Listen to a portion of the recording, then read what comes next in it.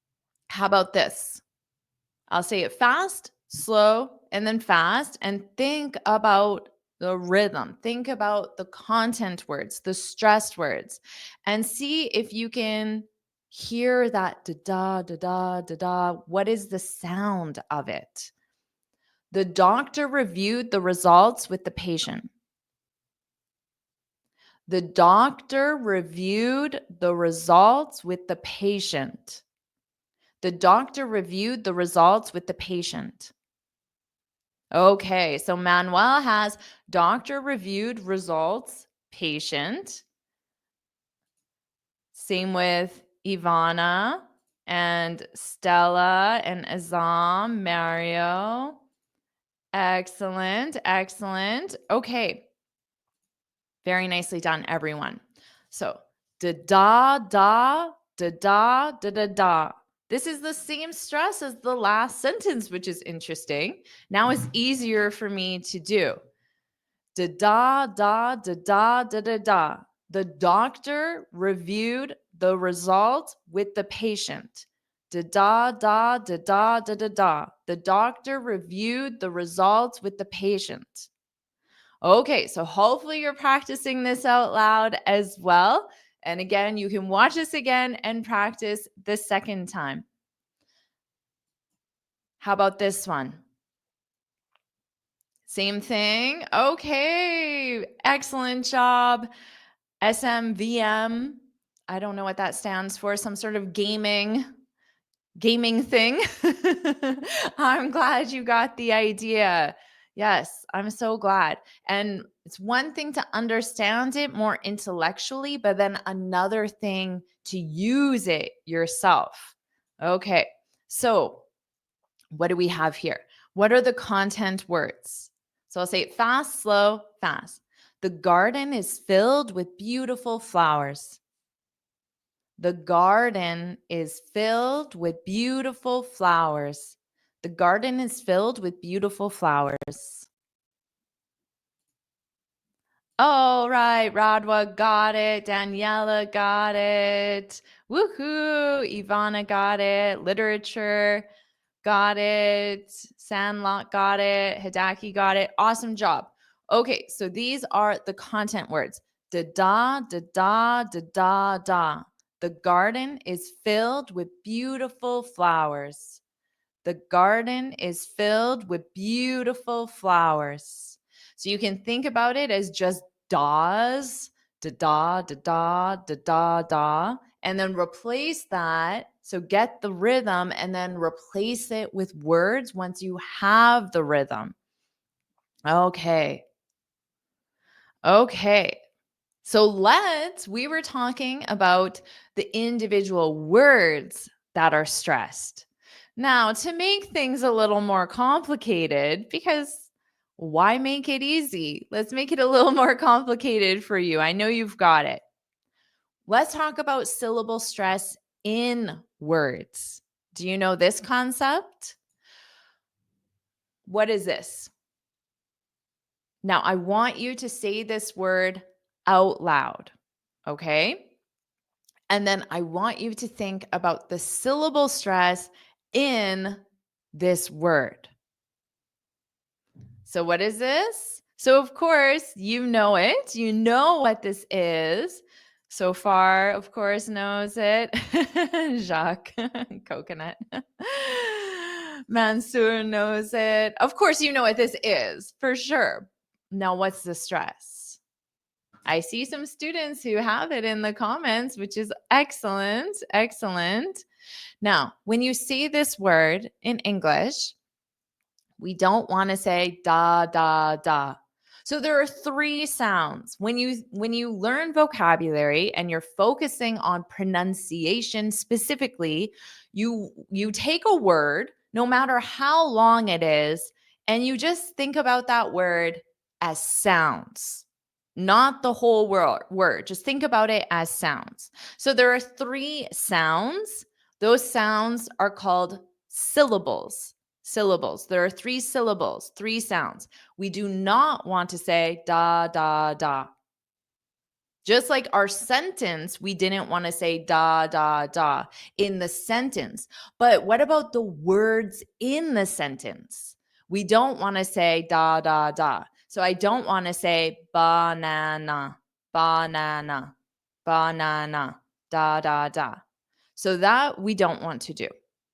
Now, many of the students have it. Excellent job. Excellent job. Very nice. Very nice.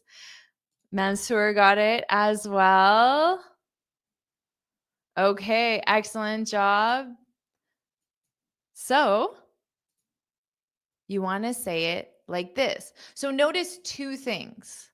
I made the middle sound physically larger because remember, the stressed sound is larger, is louder and longer.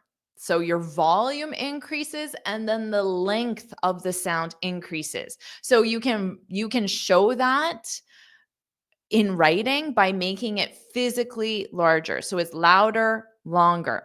Okay. But now notice what I did to the first and third sound, the first and third syllable. I changed the spelling from a ba to a ba. Because when I say ah, my mouth opens more. The sound is easier to understand. It's more stressed. But when I say ba, notice my mouth doesn't open very wide. Ba, because that's the unstressed sound. Because when you say a sound quickly, how do you do that? By not opening your mouth very wide. So I have to make the stress sound louder and longer, but I have to make the unstressed sounds quieter and shorter. Okay. So banana, b, not ba, b, b, banana. So repeat after me banana, da da, banana, da, banana.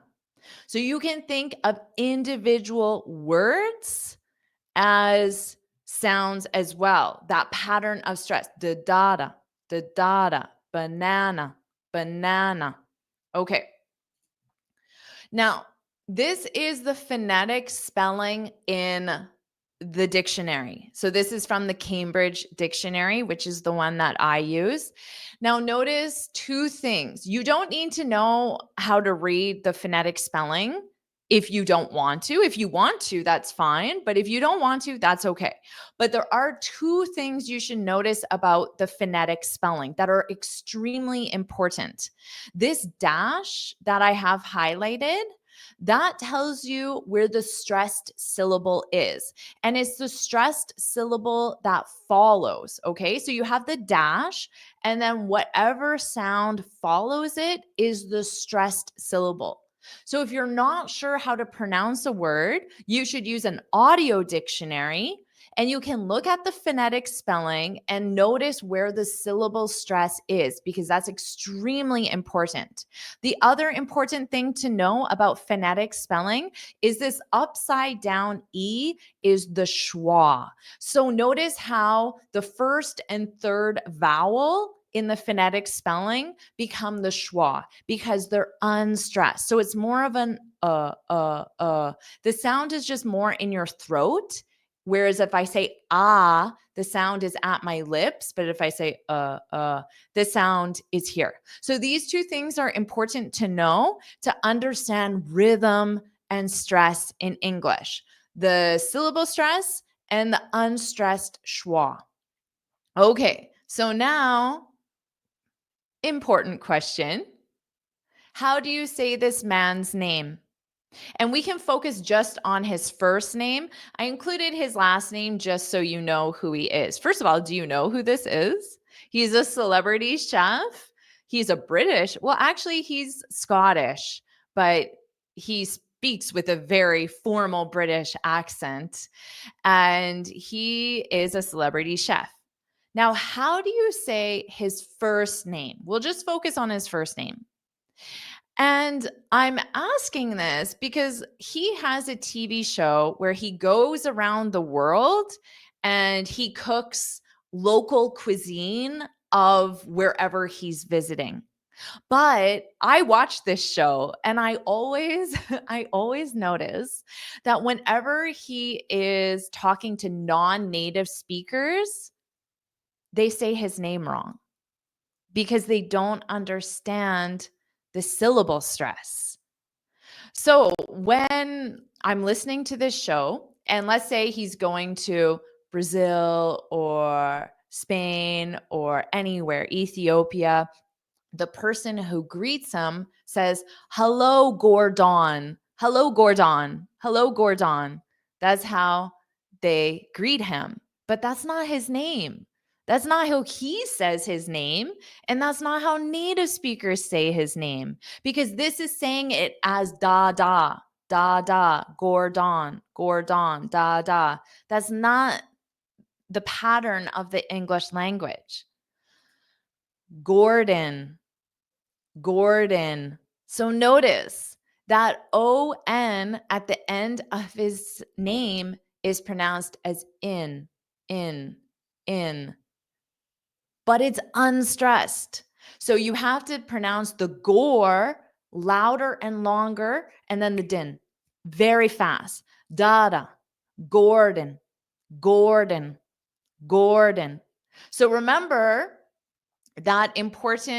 those two important things that you need to know from the phonetic spelling. This is the phonetic spelling of his name. And notice we have that dash at the very beginning, which tells you that is the stressed sound. And then that final O is an upside down E, which tells you it's the unstressed sound. So it's not Gordon. That's not how you say his name. It's Dada. Gordon, Gordon, Gordon, Gordon, Gordon. That is the stress, the rhythm of the English language. Okay. So now this is syllable stress within a word. This is a general guideline. This is not a rule. There are many exceptions. This is a guideline. It works some of the time. It does not work all the time. But if you had to guess what the syllable stress is, this is a good guideline to follow. Nouns, adjectives, and adverbs, the stress is on the first syllable. Verbs, the stress is on the second syllable. This is a guideline, not a rule. So based on this guideline, let's identify the stressed words, but then you also have to identify the stressed syllables. Okay, so we're doing two things now. So here, you can first identify the stressed words and then look at those words and ask yourself where the syllable stress is in the individual word. Okay, so I'll say it fast, I'll say it slow, and I'll say it fast. The teacher explained the lesson clearly. The teacher explained the lesson clearly. The teacher explained the lesson clearly. So when I said it like that, slowly, hopefully you heard the stress in the words. The teacher explained the lesson clearly. Okay, yes. Excellent, Manuel. Exactly. Clearly. Dada. Clearly. Clearly. Dada. Okay, very nice. Excellent job, Glazids. Practicing. Lesson. Lesson. Dada. Da-da. Explain. Explain. Da-da. Da-da. Explain. Very nicely done. Very nicely done. Okay.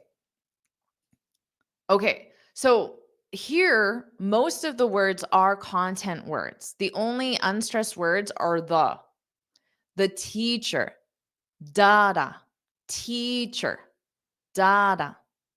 explain, da, explained. Now, the ED is just pronounced as a soft D, explained.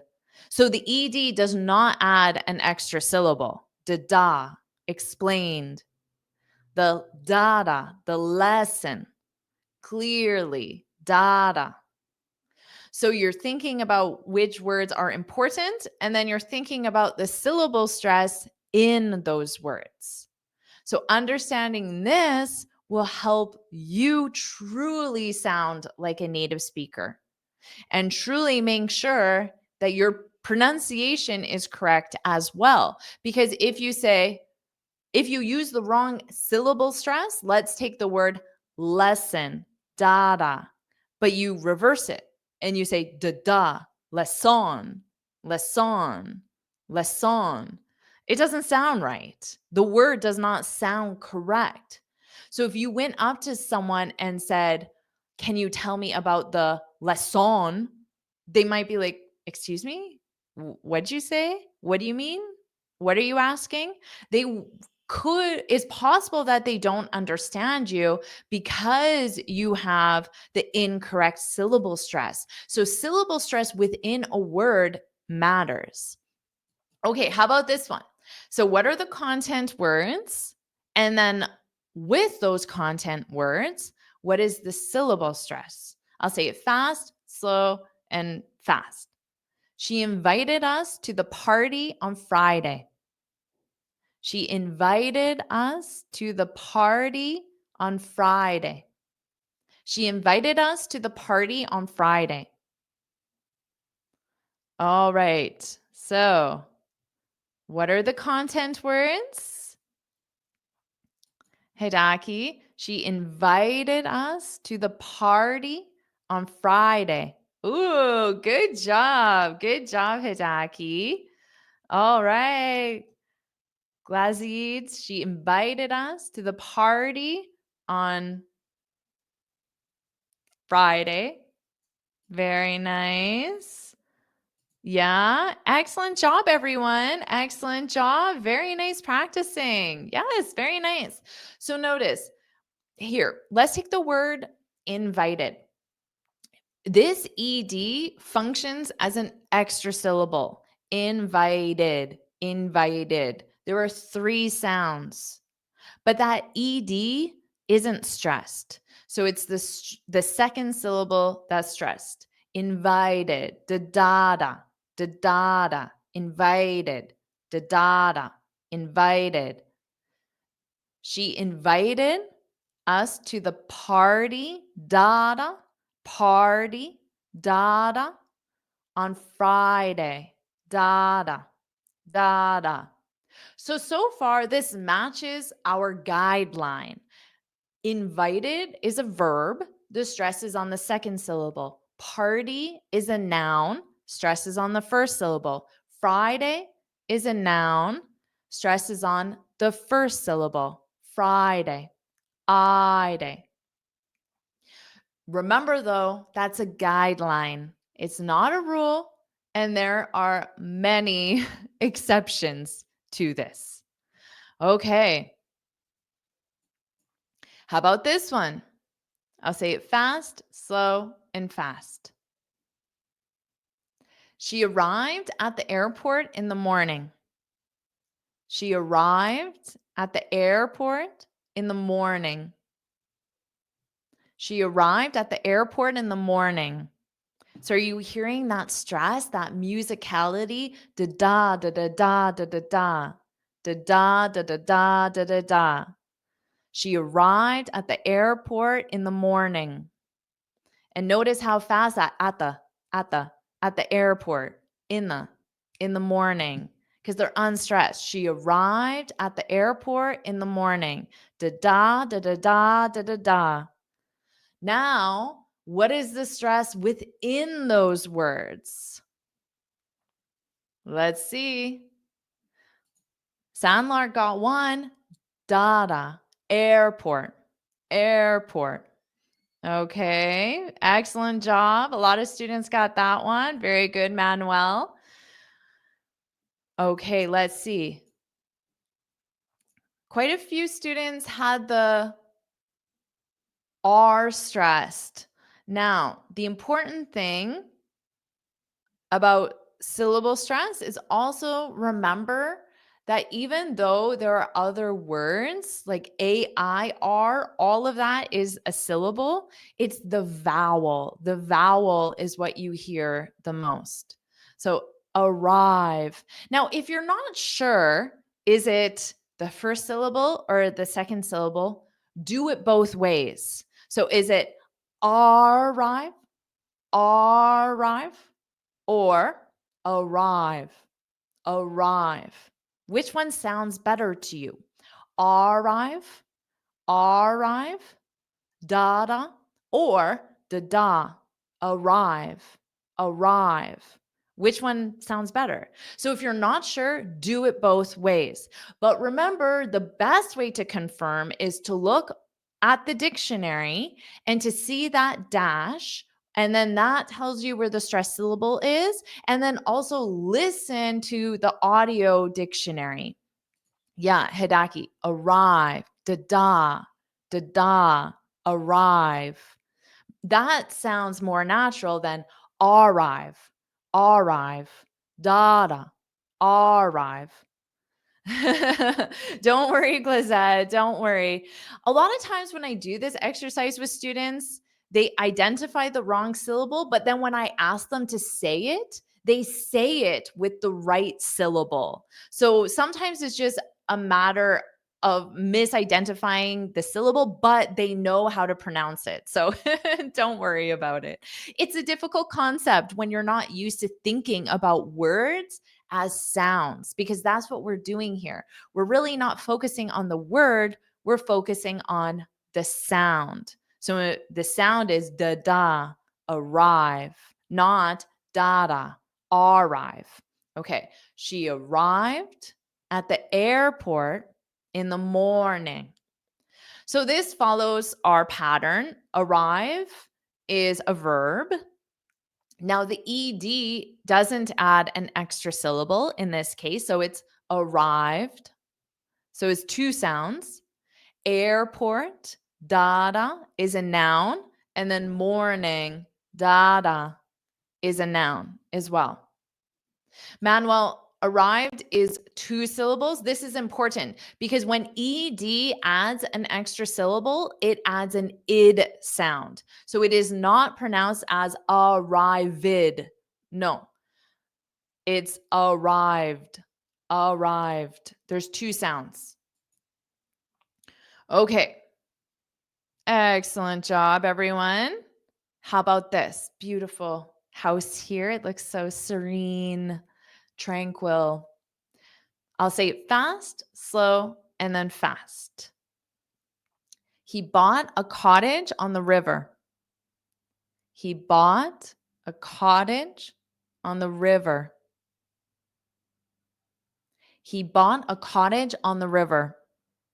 Are you hearing it as sounds now? When I say it, I just keep thinking da da da da da da da. I hear the sounds. Okay, da da da da da da da. He bought a cottage on the river. Da da da da da da da. Now, what is the syllable stress within the individual words? Okay, well, there's one important thing to remember. Now, Sandlark, sorry, I'm not sure how to pronounce your name. Exactly, bought. That's the pronunciation of it for sure. You're very right. A cottage is generally a vacation home where you spend small amounts of time, but you don't live there all the time. And it's usually a little more rustic as a regular home. Okay, so one thing. Okay, so we have syllable stress here from James, but the Mansour has it on the T's. Okay, we'll talk about that as well. Da da, da da, da da da. First of all, If a word only has one syllable, there's no syllable stress. So it's just da, bought. Because there has to be two sounds in order for one of those individual sounds to be louder or longer. There is only one sound in the word bought, so there is no syllable stress. Bought. He bought. But cottage, dada, cottage. Now, that's why for Mansoor, that's why I said we'll talk about this, because although I have the COTT as the stressed syllable, it's always the vowel. It's always the vowel. Okay. So it's really that ah sound. Caw, caw, that ah. That's what you hear the most. Cottage, cottage. And then river. So this one is dada, river, dada, dada, river, river. Okay. He bought a cottage on the river. Da da da da da da da. Excellent job, everyone. Excellent job. Now that you know the rhythm of English, let's keep going and we'll review more common expressions. First, let's review expressions related to shopping and customer service. Now, what is this man doing in the picture? What is he shopping for? Do you know? Where is this man? Do you know? Well, if you do, you can put it in the comments. So for all my students joining live, please practice along. Hello, Hidaki, Manuel, Septi, Sahar, Julia, Germ, Nasser. Hello, everyone. Okay, so this man is shopping for golf clubs, So that's what you see in this image here, golf clubs. So he's either at a golf store or a sports store that sells many different sports items, including golf clubs. Exactly, Swathi, golf for sure. Okay, and yes, they're speaking about golf clubs, golf clubs. So you need to add that S to make it plural. Okay, so in a store, remember we're in the topic of shopping and customer service. So I will say it fast, I will say it slow, and I will say it fast. And you need to repeat after me every time. Excuse me, how much is this? That was fast. So, excuse me. So that S can connect onto the M. Excuse me. So you're going to hold out that S a little bit. Repeat. Excuse me. Excuse me. How much is? Notice the much is. Much is. So it sounds like chiz. Chiz. How much is this? How much is this? Now, let's say it fast, and you need to repeat after me. Excuse me, how much is this? Excuse me, how much is this? How did you do with that one? How about this one? Now, what would this be in the context of? Do you have this in medium? So this would be for an item of clothing. It could be a hat, anything that has sizes. So the sizes are small, medium, large, extra large. You could have extra small as well. So you can say in medium, that represents medium size. So size. I'll say it fast, slow, fast. Do you have this in medium? Do you? Do you? Do you have? Do you have?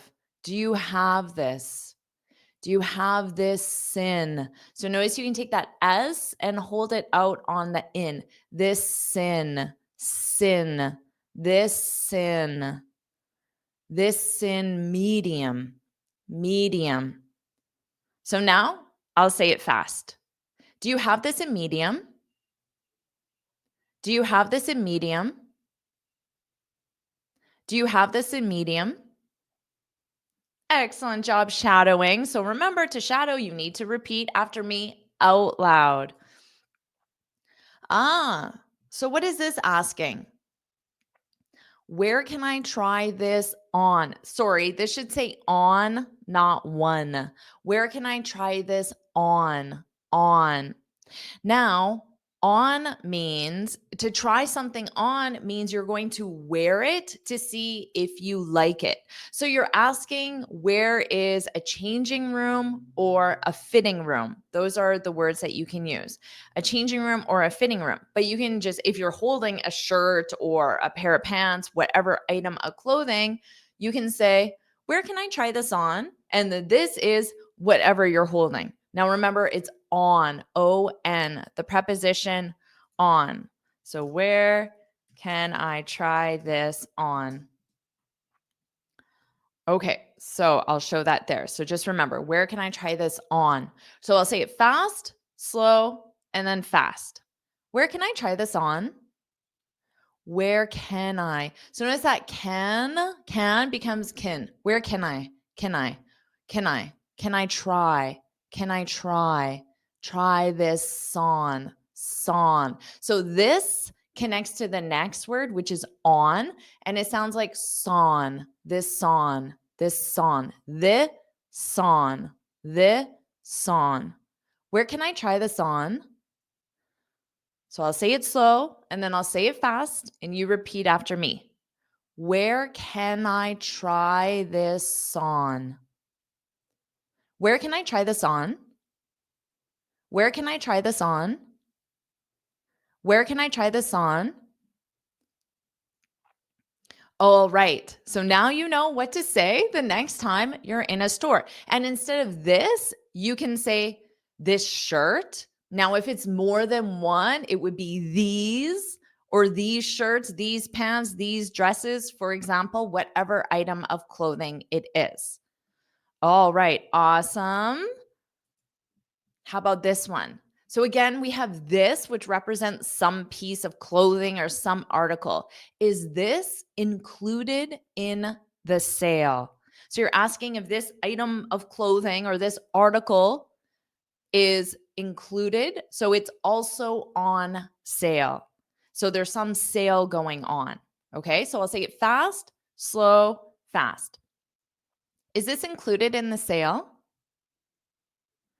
Is this included? So this and your next word in, you can combine them. Is this included?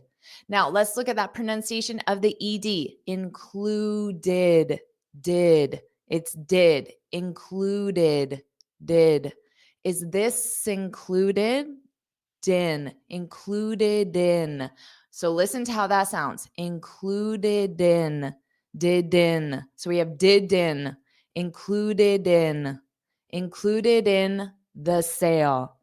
Is this included in the sale? So let's just try this included in. This included in. Okay, I'll say it once fast. Is this included in the sale? All right, practice that sound. That was a difficult combination. Our next one now, if they want to put your items in a bag, you can say this. I don't need a bag. I'll say it slow. I don't. Notice that T is not pronounced as don't because we don't want that puff of air. So I don't, just a flap T, which means you put your T in that position, but you put your tongue in the position of the T, but you don't flick it out. Okay? So I don't need a. So this, I think I got lipstick on me. Need, this D is connected to a. Need a.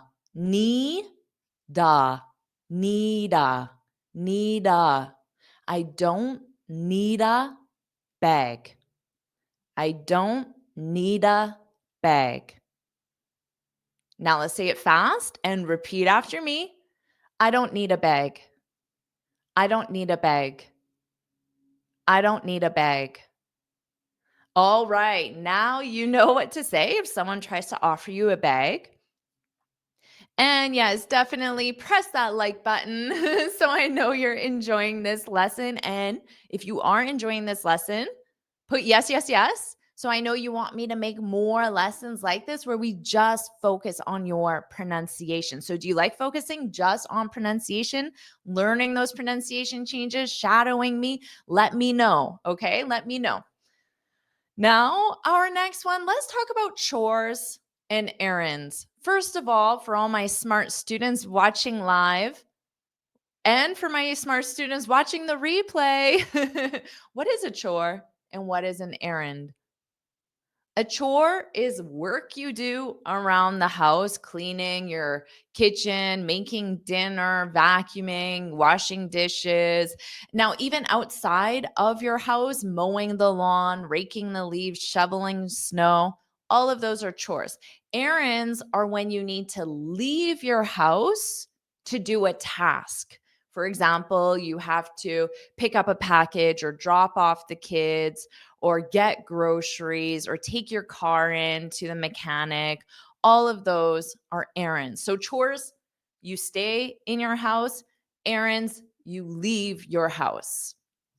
Okay, awesome, everyone. So how about this? Ooh, so this is an errand because you need to leave your house to get milk because you're out of milk, which means you have no milk left, zero milk left. Okay, so I'll say it fast, slow, and I'll explain the pronunciation and then fast. Okay, we're out of milk. That's fast. Now let me explain it slowly and repeat and practice with me. So where, notice this we are is a contraction, but it's very unstressed. Where. So it's like saying where, like where is it? Where. Very unstressed. Where. Now out of will sound like outa, with soft outa, outa. Okay, we're outta milk. So that's slow. We're outta milk. We're outta milk. Now I will say it fast. We're outta milk. We're outta milk. Make sure you repeat that. Now, this, yes, Sahar, that's the direct translation. We don't have milk anymore. I wouldn't say that. I would say we don't have any more milk. We don't have any more milk. Now, you could say that. What I wrote here is the most natural way a native speaker would say it. We're out of milk. We're out of milk. Okay. And yes, Stefania, I'm out of coffee. Now notice how I'm saying that. Out of coffee, out of coffee. Actually, I'm out of coffee. Exactly.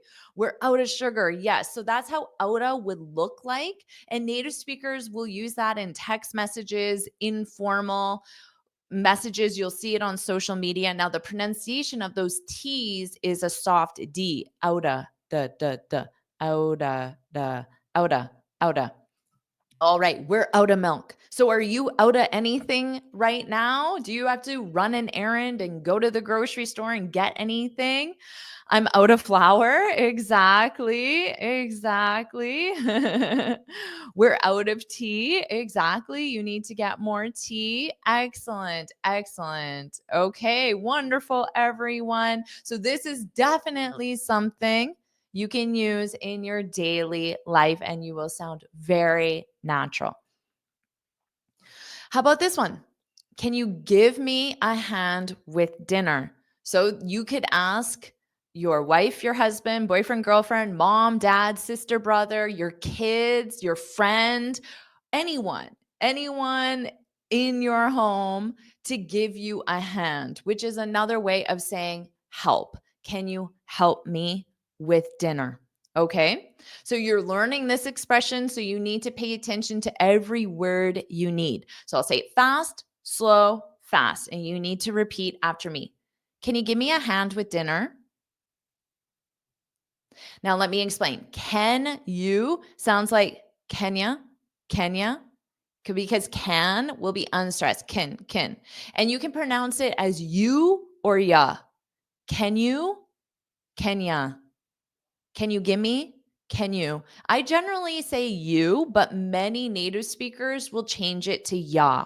Okay. Can you? Can you? Just make sure you pronounce it as can. Can you? Repeat after me. Can you? Can you?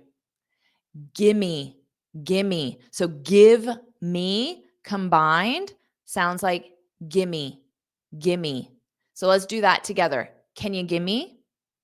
Can you give me? Give me a hand, a hand, a hand. Can you give me a hand with dinner? So sometimes you'll see that where certain words will combine and sound like it's together, and then other words will just be fully pronounced. So with dinner, there's really no pronunciation changes there. Can you give me a hand with dinner? So you might have those two pauses. So section 1, can you give me a hand with dinner? So I'll say it one more time fast and you can repeat after me. Can you give me a hand with dinner? Okay, and you can absolutely, yes, exactly. Gimme, but make sure you have ah. You have to pronounce that ah, a hand, a hand. It will sound grammatically correct without it. Okay, excellent. Yeah, Sahar, can you give me a hand with doing the dishes? You can just say with the dishes. You don't need doing there. So, can you give me a hand with the dishes? So, you can use this. Can you give me a hand? With and then whatever noun. Can you give me a hand with my homework? Can you give me a hand with the chores? Can you give me a hand with the dishes? Whatever you would like. Whatever you would like help with. All right. Excellent job, everyone. Let's continue. So here's something you could ask your spouse, a family member. Are you picking the kids up? So, to pick up, that's the phrasal verb, which means to retrieve from a location, to get from a location. So, maybe they're at school, at a friend's house. Are you picking the kids up? So, let's do it slowly. Are you? Are you? So, are just as a fast R. Are. Are you? Are you? Picking, so you might not hear that full G at the end. Picking the kids up. So this kids up, you can use a z, a voiced Z, zup, kids up, kids up, kids up. So you'll hear that, the kids up, but it will be soft. So whenever I explain pronunciation changes, I'm going to elaborate them. I'm going to overemphasize them. It will sound a lot louder or stronger, but then when I say it fast, it will be a lot lighter. So just keep that in mind. When you practice pronunciation, you overemphasize. Are you picking the kids up? So repeat after me fast. Are you picking the kids up? Now, you can use the same pick up, pick something or someone up. Are you picking the milk up? Because remember, you're out of milk. So you could ask your spouse, are you picking the milk up? And they say, oh no, I thought you were. I thought you were picking the milk up. So you can use this with other things as well. And yeah, to answer Sahar, yeah, I'm picking them up right now. Exactly. Exactly. Very nice. Can you give me a hand with shopping? Exactly. Very nice. Excellent job. Exactly, Rosa. Pick up some groceries on your way home. Exactly. And it's saying it as the imperative. So you're giving the instruction, pick up some groceries on your way home. Wonderful job. Wonderful job. Are you picking the guests up? Excellent job. Excellent question. Well done, everyone. Okay, how about this one? Can we stop by the bank on the way? So on the way, but you didn't specify where because it will just be obvious based on context. So on the way to the store, to the party, to the park, wherever it is. Okay, so if you stop by a location, in this case the bank, it means you stop there temporarily and quickly. Okay? So starting point, final destination, and then in between, you make another quick stop to do something fast, like get some money, for example. Okay, so I'll say it fast, I'll say it slow, and I'll say it fast. And you need to repeat after me. Can we stop by the bank on the way? So again, we talked about can becomes can. Can we? Can we? Repeat after me. Can we? Can we? Can we stop by? Stop by. So don't pronounce that p because then it causes a pause. Can we? Can we stop by? Stop by. So when you close your mouth for the p, stop. And when you open it, pronounce the b. Stop by. Stop by the bank. The bank on. Now you can take that K and connect it to on. Bank on. Bank on. So bang con. When you pronounce that K, also pronounce on. Con. Con the way. Con the way. So I'll say it slow and then I'll say it fast. Can we stop by the bank on the way? Can we stop by the bank on the way? All right. Excellent job, everyone. And yes, Wingly, you can use swing by. Exactly. Can we stop by? Can we swing by? Absolutely. And Fred, yes, you can. It's the same thing. Stop by, swing by. Very nicely done. All right, excellent job. Yeah, you can also use pop into. Pop into means to enter. So it focuses on the entering. Oh, I'm just going to pop into the bank. So you can use that when you're walking as well. Well, you can use stop by or swing by when you're walking, but pop into focuses more on the entering, the entering. All right. Yeah. Can we stop by the KFC on the way home? Yeah. And you could add on the way home, on the way to the party, on the way home. Very nicely done. Excellent job, everyone. Very nicely done. Okay. How about this one? I'm taking the car in tomorrow. What does that mean? I'm taking the car in tomorrow. Hmm. Well, remember, this is in the context of chores and errands. So if someone just said this to me and I had no context at all, I might not understand what this means.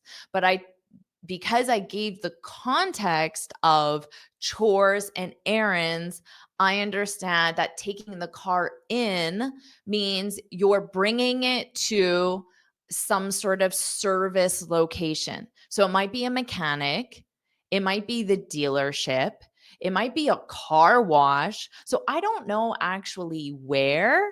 It's not clear, but I know it's something to provide service to the car. Okay? So that I know because it's the context of chores and errands. So this is an errand because it's leaving the location. Hello, Judith. Welcome, welcome, welcome. Okay. So I'll say it fast, slow, fast. I'm taking the card in tomorrow. I'm taking the car. I'm taking the car. Not a lot of pronunciation changes there. There's really no dropped sounds or no real changes. I'm taking the car in. So here, car in. I'll add that R in front of in as well to just smooth it out. Car in, car in, car in tomorrow. And there's really no connection between these words. The car in. So that's the only change in fast English is saying the car in. Repeat after me. The car in. Now I'll say it fast. I'm taking the car in tomorrow.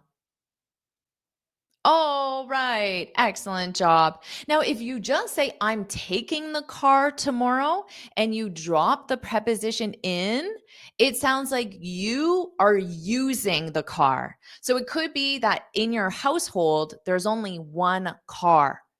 So you're taking the car, which means you're driving, you're using the car. So other people in the household can't use the car. So that preposition in changes the meaning. All right. Awesome job, everyone. How about this one? Remember, this is the context of chores and errands. So you run errands. Errand is a noun. Now, notice how I don't pronounce that D. Errands, errands. It's just a dropped sound. Now, the verb you use to complete the expression, the collocation, is run. You do chores, you run errands. Okay, remember this. You do chores, you run errands. Do chores, run errands. So, this is in the present perfect continuous because it started in the past and it continues until now. I've been running errands all day. I'll say it slow. I have as a contraction, I've. Now, been is very quick. Been. So let's do these together. I've been, I've been. I've been running. Now, some native speakers drop this G sound and say runnin'. I personally don't, but you'll definitely hear it. Runnin'. I say running.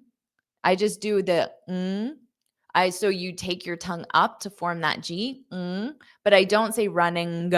I don't pronounce the end of it because it causes a pause. I've been running. Now, running errands. There's no connection between running and errands because they are very different mouth positions. Running errands. But notice I don't pronounce that D. So it sounds like if you're familiar with the name Aaron in English, Aaron and probably other other countries, errands, but then make it plural because there's more than one. Errands, errands, errands all day, errands all day. So I could take that S and connect it onto the all. Aaron's all, Aaron's all, Aaron's all day. So you might hear that as well. Okay, so now I'll say it fast and you can repeat after me. I've been running errands all day. I did definitely connect that S to the A there. I'll say it again. I've been running errands all day. Errands all, Zol. So it's a fast S on the A. Zol, Zol. I've been running errands all day. I've been running errands all day. Now, if you wanted to use chores, how would you change this sentence to talk about chores? Remember, you use the verb do with chores. So you would say, I've been doing chores. I've been doing chores all day. I've been doing chores all day. Okay. And then you can write exactly, Hidaki. You got it. I've been doing chores all day. Now, you can replace this whatever action it is. I've been studying. I've been studying all day. I've been fixing the car all day. I've been preparing for the party all day, whatever it is. All right. I have been doing chores because you do chores fasum. So you need the verb do. Awesome job, everyone. Now, let's talk about healthcare and appointments. Definitely things we need in our daily lives as well. How about this one? Do you accept walk ins? So, in the context of healthcare and appointments, you're asking if they accept patients who do not have an appointment. But this can be used if you go to get your hair cut. Some places you can just go in without an appointment and get your hair cut. That's called a walk in. A walk in. Okay. So you can use this term walk in. Notice how I'm pronouncing this. Walk because the L is not pronounced on the word walk. So it's just walk, right? Walk. And then because you have in, what I do is I take that K and I pronounce it on the next sound. So it's walkin, walkins, and there's an S, kins, walkins, walkins. And then we connect them.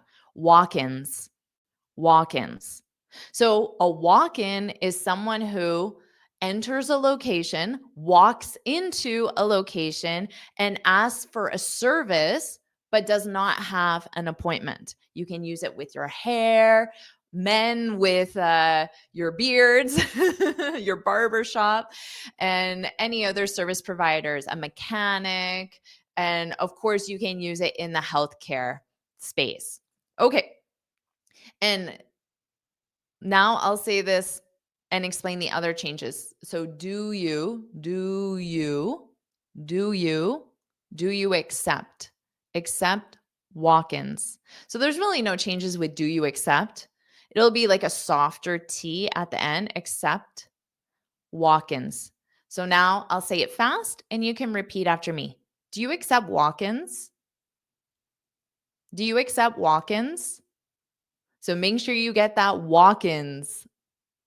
Okay, great question to have in your vocabulary. How about this one?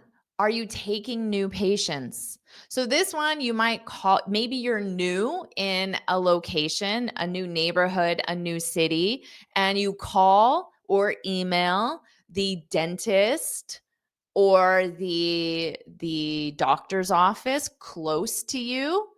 And take is another word for accept. So you're asking if it's possible if you can become a customer, but we don't use the word customer in healthcare. We use the word patient in healthcare.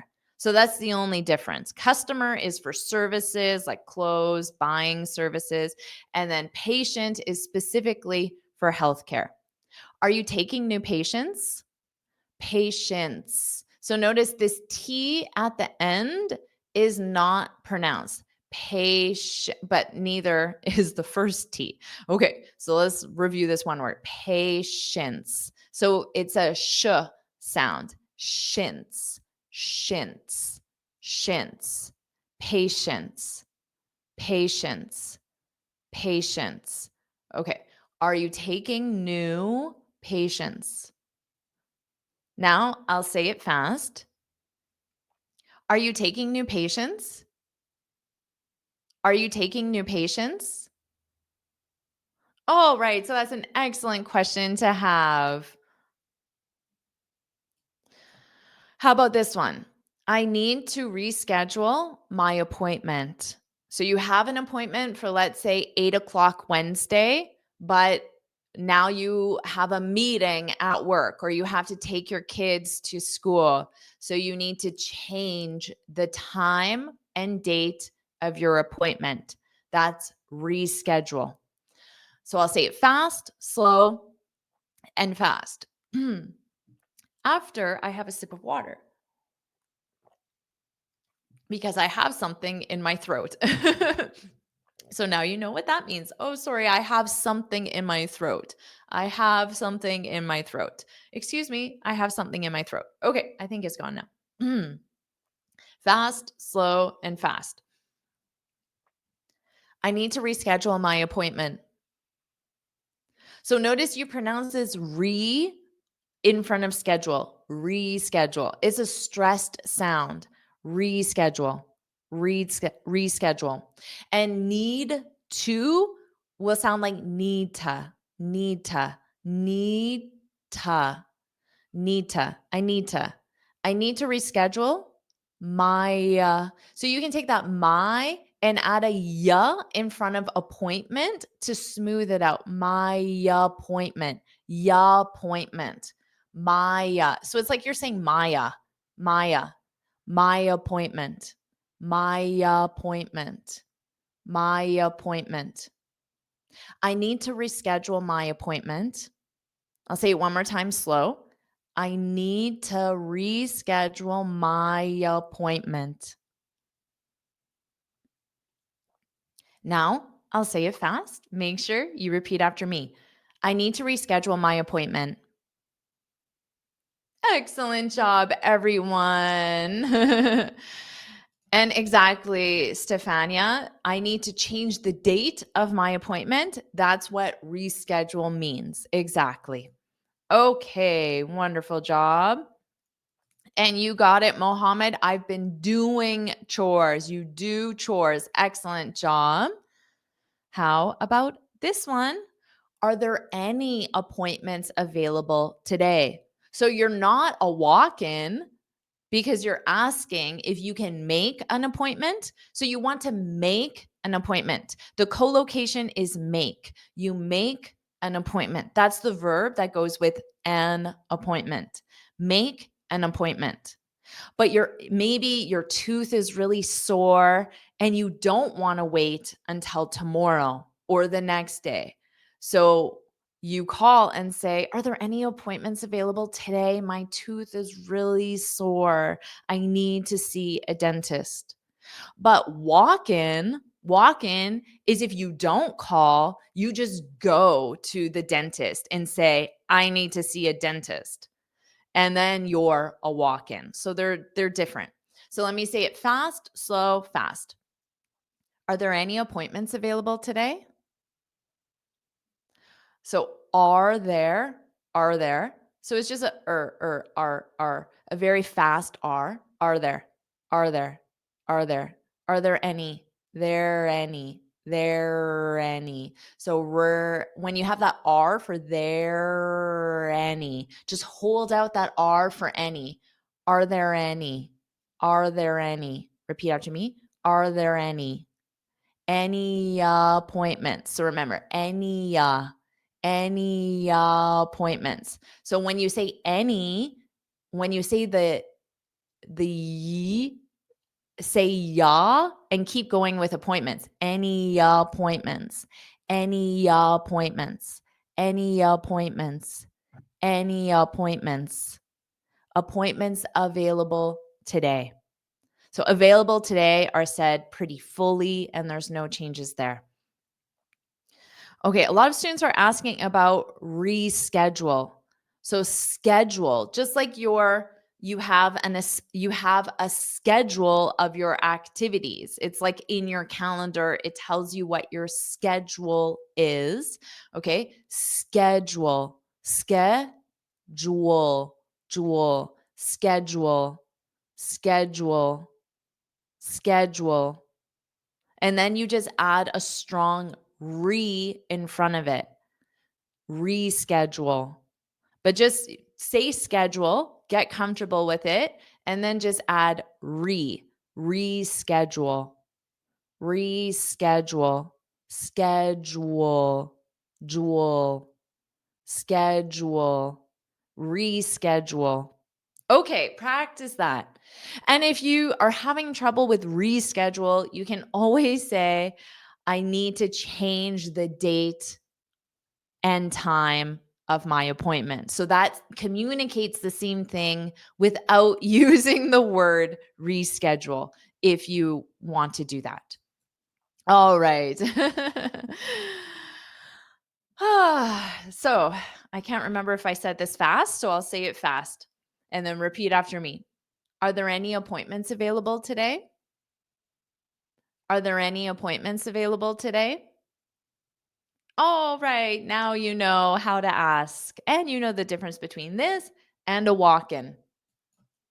How about this one? When will my results be in? So this is if you had a test. So maybe they did your blood work. Blood work is when they take some of your blood and then they analyze it and then they tell you the results. So that process is called blood work. Blood work. Okay. So that's just an example of a result, but it could be other things as well. When will my results be in? I'll say it fast, slow, fast. When will my results be in?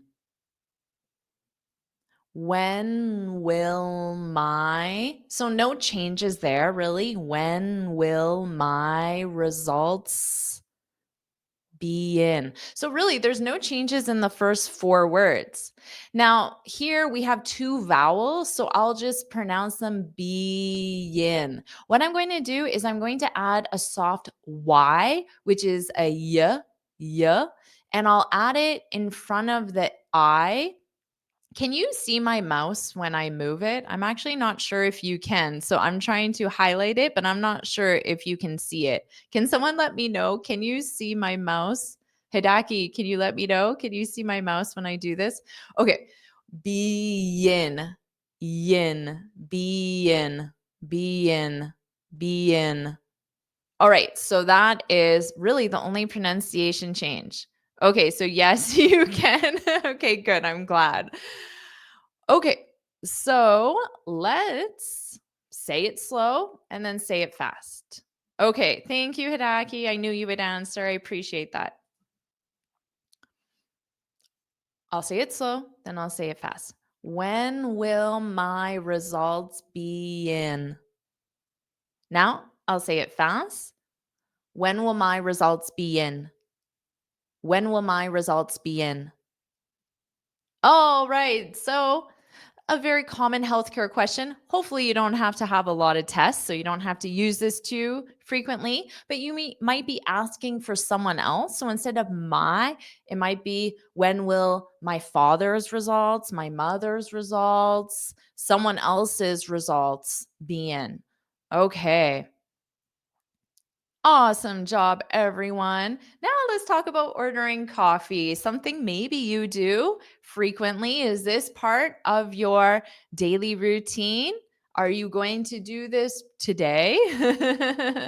So let's see. So native speakers, we commonly use I'll getta. So when we go up to a counter.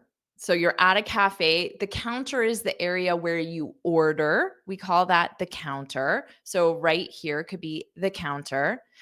I don't say I would like. It's just not common for a native speaker to say that. I would like. Okay. I'll get a. And you can absolutely say I'll take a as well. I'll take a or I'll get a. I think geta is a little more common, but take-a is also very common. I'll get a. Okay, so I'll say it fast, slow, fast. I'll get a small cappuccino. Now you can use get, take, or have. Those would be the 3 most common verbs. It is not common to say I would like. I know that's what students learn, but it's just not what we say in North America in the real world. Okay. Now, small is, of course, the size. So, a cappuccino, and then small modifies it. So, you can have small, medium, large. Some places even have extra large, for example. So, let's talk about these pronunciation changes. All, notice how unstressed this is. I will, as a contraction, all. It almost sounds like all of us. It almost sounds like that, a little more unstressed. All. So it's like just that dark L. All, getta. Now the get is pronounced together, but we change that T to a soft D. Getta, getta, getta, getta. I'll getta, I'll getta, I'll getta. Now, my order is small cappuccino. That's what I always order. What about you? Share your order in the comments. And remember, you can use get, take, or have. All 3 of those are very common. So share your order in the comments and then we can talk about the pronunciation. Now, cappuccino. Cappuccino. So the ending sound has that chino, chino, chino, chino, pa, pacino, pacino, kappa, kappa, Cappuccino. Cappuccino. Okay. So I'll say it fast and slow. Oh, my husband always gets a latte because he likes more milk. I like less milk. So that's why I get a cappuccino. Okay. And there's no difference. I'll get a small cappuccino. You don't need to say I'm going. Okay, if it's I'm going to get, it would be maybe my friend or my husband ask me like, "Oh, what are you going to get?" And then I'll say to my friend or my husband, I'm going to get a small cappuccino." But to order it at the counter with the barista is what they call the person who serves you the coffee. With the barista or the server, I would say to them, I'll get a. I probably wouldn't say I'm going to have or get. Okay, so I'll say it slow and then fast. I'll get a small cappuccino. Fast. I'll get a small cappuccino. And of course, you could add please if you want, but to be honest, not adding please doesn't sound impolite. It just sounds natural to me to say this. Okay. I'll get a cup of hot chocolate. Excellent order. I'll get a double espresso. Oh no, that I could never have. I'll get a tea with milk, with milk. So tea with milk, or you can get a milk tea, a milk tea. So there are two different orders, a milk tea or a tea with milk. I'll have an iced mocha. Ooh, I know iced coffees are so popular. I just personally don't like iced coffee. I'll have a mocha. I'll have a large Americano. Look at all of these. Look at all of these different types of coffee. A medium black coffee. Excellent job getting black coffee. Very nice. No, Horatio, it's not wrong. It's just not what we say. So it's grammatically correct and it sounds polite, but it's just not how native speakers order coffee in North America.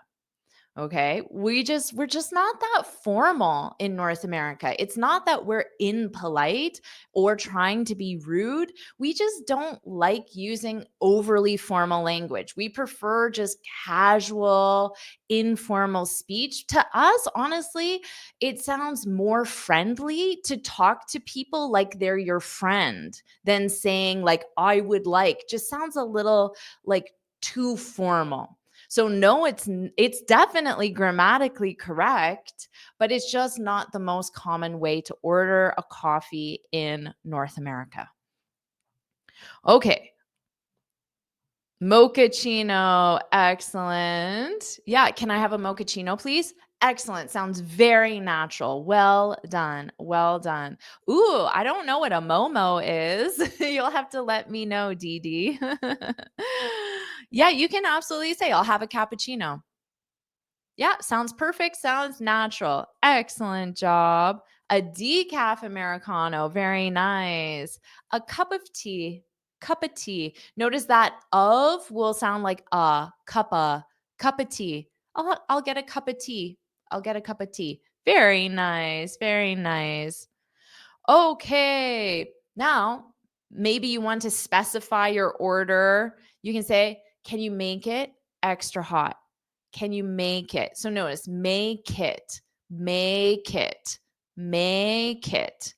I'll say it slow, fast, slow. Or no, fast, slow, fast. Can you make it extra hot?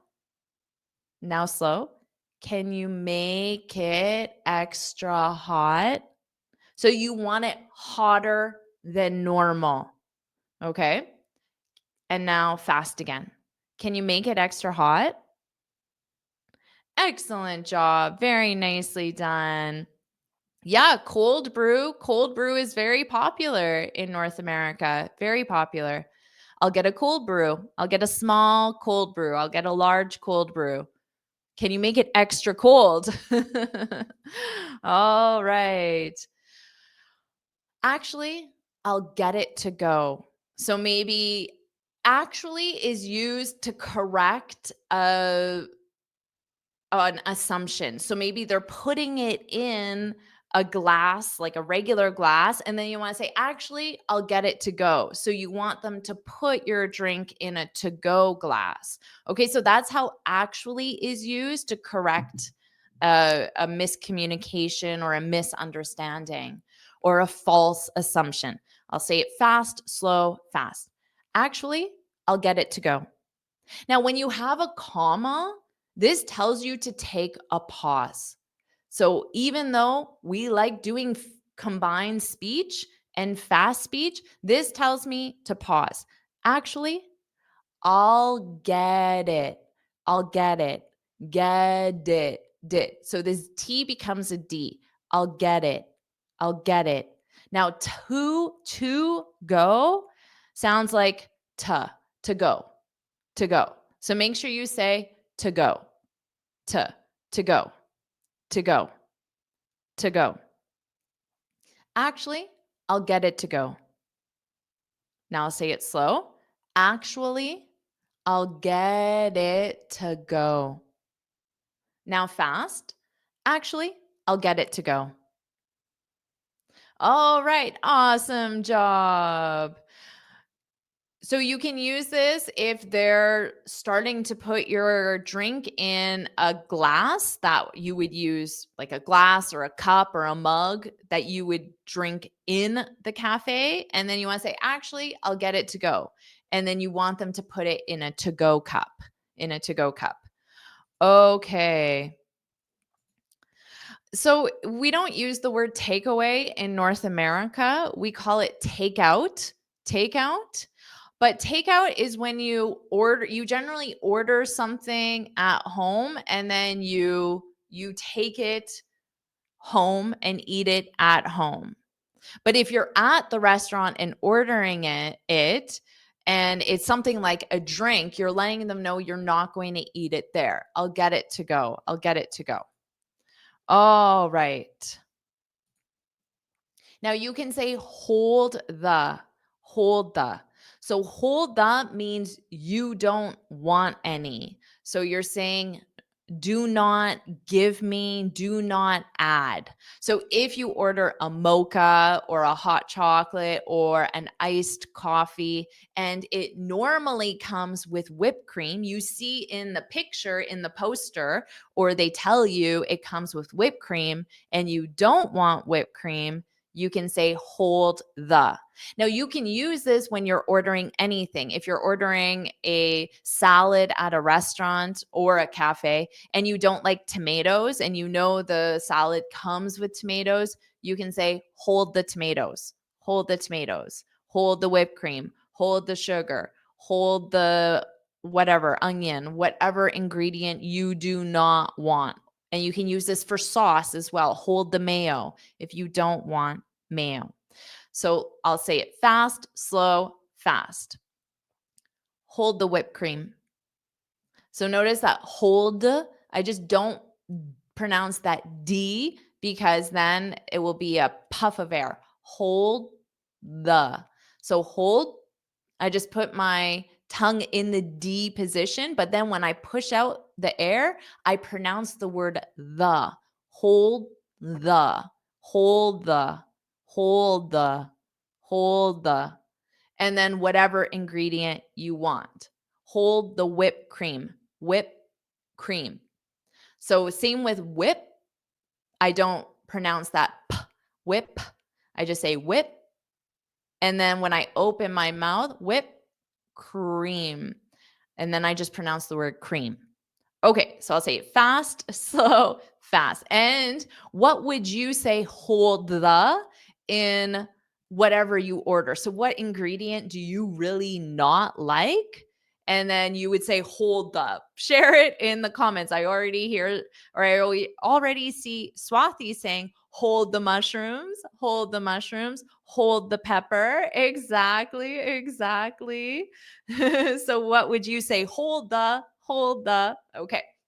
So I'll say this fast, slow, and then fast. Hold the whipped cream. Now, slow. Hold the whipped cream. And now, fast. Hold the whipped cream. Amazing job. Now let's keep going with our shadowing practice. You'll practice phrases when you're at a cafe. And remember, I'll say it fast, slow, and then fast. What time do you close today? Now, let's talk about how it will sound slowly, and we'll talk about those changes. What time? So, notice at the beginning, we have what, which ends with a T, but then we have time, which starts with a T. So, when you combine those sounds together, you can remove the pause between them by dropping the T on the first sound. What time? What time? So when you pronounce the T, you actually say the word time. Repeat after me. What time? What time? Hello, Melita from Austria. Make sure you shadow. Open your mouth and shadow. Hello, Hidaki. Hello, all the way to Poland and Bangladesh, to all my students watching alive. Hello, Manuel. Hello, Julia. Hello, Luki from China. Welcome, everyone. So, again, open your mouth. What time? What time do you? Do you? Do you? Do you? So, you have a little y sound from the U, from the Y here. Do you? So, you can just hold that y out. What time do you? Native speakers will commonly drop the U to a ya. They'll reduce the sound. Do ya? Do you close? I personally don't do that, but many speakers do. So it might sound like a faster do you close instead of do you close. You. Do you close? I find it easier to say the you sound than the ya sound. So it's just a matter of personal preference, really. What time do you close? O's, O's. So get that k, a sharp K, a hard K sound, k, and then O's, close, t. So here, this is an element of syllable stress. We have two syllables, today, but the first syllable is pronounced as a t, today, t. So repeat after me, because native speakers do not say today. Today I'm going. Today I am. We don't say that because that's not the syllable stress pattern in English. The first sound is unstressed in this word. So it sounds like an unstressed today, da, da, today, today. Repeat after me. Today, today. Close. So close. Okay, so let's do this now fast. Are you ready for it? What time do you close today? What time do you close today? What time do you close today? Okay, make sure you're practicing out loud. Hello, all the way to South Korea, Jaden. Nice to have you here. All right. So, this is, of course, a question you can ask many different people in different locations. What time do you close today? You could change close to open. What time do you open today if you're calling someone on the phone to ask them that as well. All right. Now, how about this one? I don't need a receipt. What about this last word? Actually, I conveniently have a receipt right beside my computer. So this is a receipt. Repeat after me. Receipt. Seat. So I'm sitting on a seat. Seat. That is the sound. And the beginning sound is because it's unstressed. Receipt. Receipt. Receipt. Receipt. Okay, so you're saying you don't need one because let's save paper, right? Because what are you doing with this? Most likely you're throwing it in the garbage. This is for a business purpose, so I need to keep my receipts for business purposes, for my records. But for an everyday coffee, save the paper and let the person know I don't need a. Now, notice here, this T on don't, if I pronounce it fully, then it creates a puff of air, which we don't like having those pauses in spoken English. So you can just say, I don't. So you put your mouth in the T position, don't, but then you don't push out the sound. Hello, Pierre from Montreal. My husband is on a plane right now flying to Montreal. So I hope the snow is not too bad right now. Hello, all the way to Greece, Brazil. Thank you. Thank you. You are the best, Ramiro. Okay, so don't, I don't. Now, what are we going to do with need? Right? Nida, nida, nida. So in order to combine them together, you have to realize that what I'm doing is I'm pronouncing ni and then da.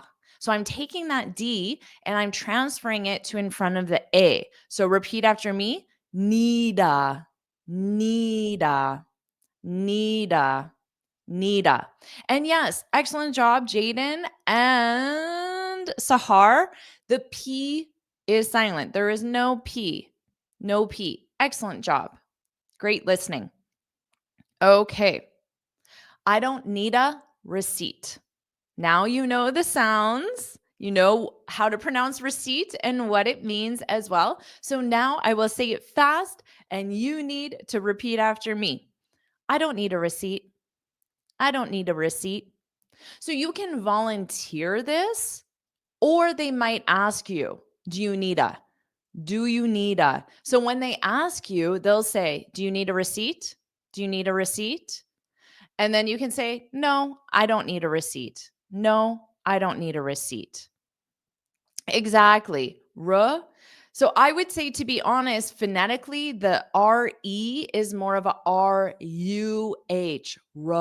Because it's not re, it's ruh.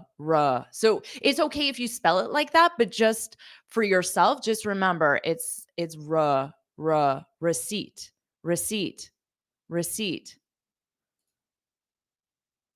So P is never pronounced in receipt. It doesn't matter how you're using the word. Remember that English spelling and pronunciation do not match. English is not a phonetic language, which means, yes, maybe we spell the word this way, but that doesn't mean that's how we pronounce it. You have to learn pronunciation different from spelling. You cannot look at a word and pronounce it based on spelling. You can guess the pronunciation and you may be right, but you could be totally wrong, like in this case. So the pronunciation is always, in every case, receipt. Receipt. Oh, right. Okay. So, a useful phrase to have in your vocabulary, and now you feel confident pronouncing it. How about this one? So, I will say it fast, then I will say it slow, and then I'll say it fast. What's the Wi Fi password? Now, slowly, what is this apostrophe S? What is, and then as a contraction. Now, even if spelling does not have the contraction, if I'm reading something on a report and it says what is, when I say it out loud, I'm going to combine those sounds most likely anyway and say what's. So notice that T is also not pronounced what's. Well, it's a flap T, what. So you don't push out the air. So you put your tongue in that position, what? But then when I come out, it's for the S. What's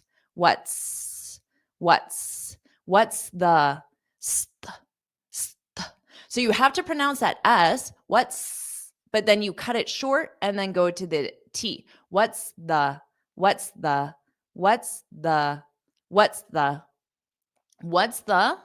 Wi-Fi? Of course, you know that. Everyone knows how to say that. Wi-Fi.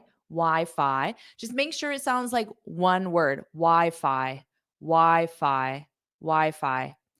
the Wi-Fi password? Okay, so in this case, if you ask this question, you know they have Wi-Fi. So maybe you see a sign that says free Wi-Fi on the front door when you walk in. So you know there is Wi-Fi, but then you go to connect and it's password protected. So you ask them, and you can say, excuse me, to get their attention at the very beginning. Excuse me, what's the Wi-Fi password? So if you want to get someone's attention, you would say, excuse me, excuse me, excuse me, excuse me, what's the Wi-Fi password? Okay, so let's pronounce this together. And I want you to repeat after me. What's the Wi-Fi password? What's the Wi-Fi password? Excuse me, what's the Wi-Fi password? All right. All right. And how about this one? So I'll say it slow, fast, slow. Is there somewhere I can plug in my laptop? Oh, I think I'm supposed to say it fast. Fast, slow, fast. I said it slow. I'll say it fast. Is there somewhere I can plug in my laptop? So that's how I would say it naturally. Now, you heard me say it slow. So let's talk about the pronunciation changes. Is there, is there, is there. So you might have a little bit of a z voice sound to combine these two together. Is there, is there, is there, is there. Now, somewhere, this represents all place. Is there all place? Is there somewhere? Somewhere. I can. I can. Now, can here is the auxiliary verb. It's not the main verb. So it's an unstressed kin. I can plug in, plug in. So here, and of course, if this were well, I could plug this in, but not into a wall charger. But this, and then you insert it, that would be plug in, plug in. Okay. So notice the pronunciation of plug in. If I say it like that, plug in, there creates a division between those two words. There's a pause, right? So what I do is I transfer that G, G, to the in, and I say plug in, plug in, gin, plug in. And then you say them as one word. When you're practicing pronunciation, you can say it slow. You can add a pause between them, and you can exaggerate the sounds as well. Plug in. Now, Aruna, it would not be written as plug in with a dash because this is a verb, a verb. So you conjugate the verb plug. So it might be plugging, plugged in the ED, for example. So you don't have a dash between them because plug is a verb. Okay. Is there somewhere I can plug in? I can plug in. Let's just practice that. I can plug in. I can plug in. I can plug in. I can plug in. And then my laptop. You can change it to my phone, my tablet, my iPad.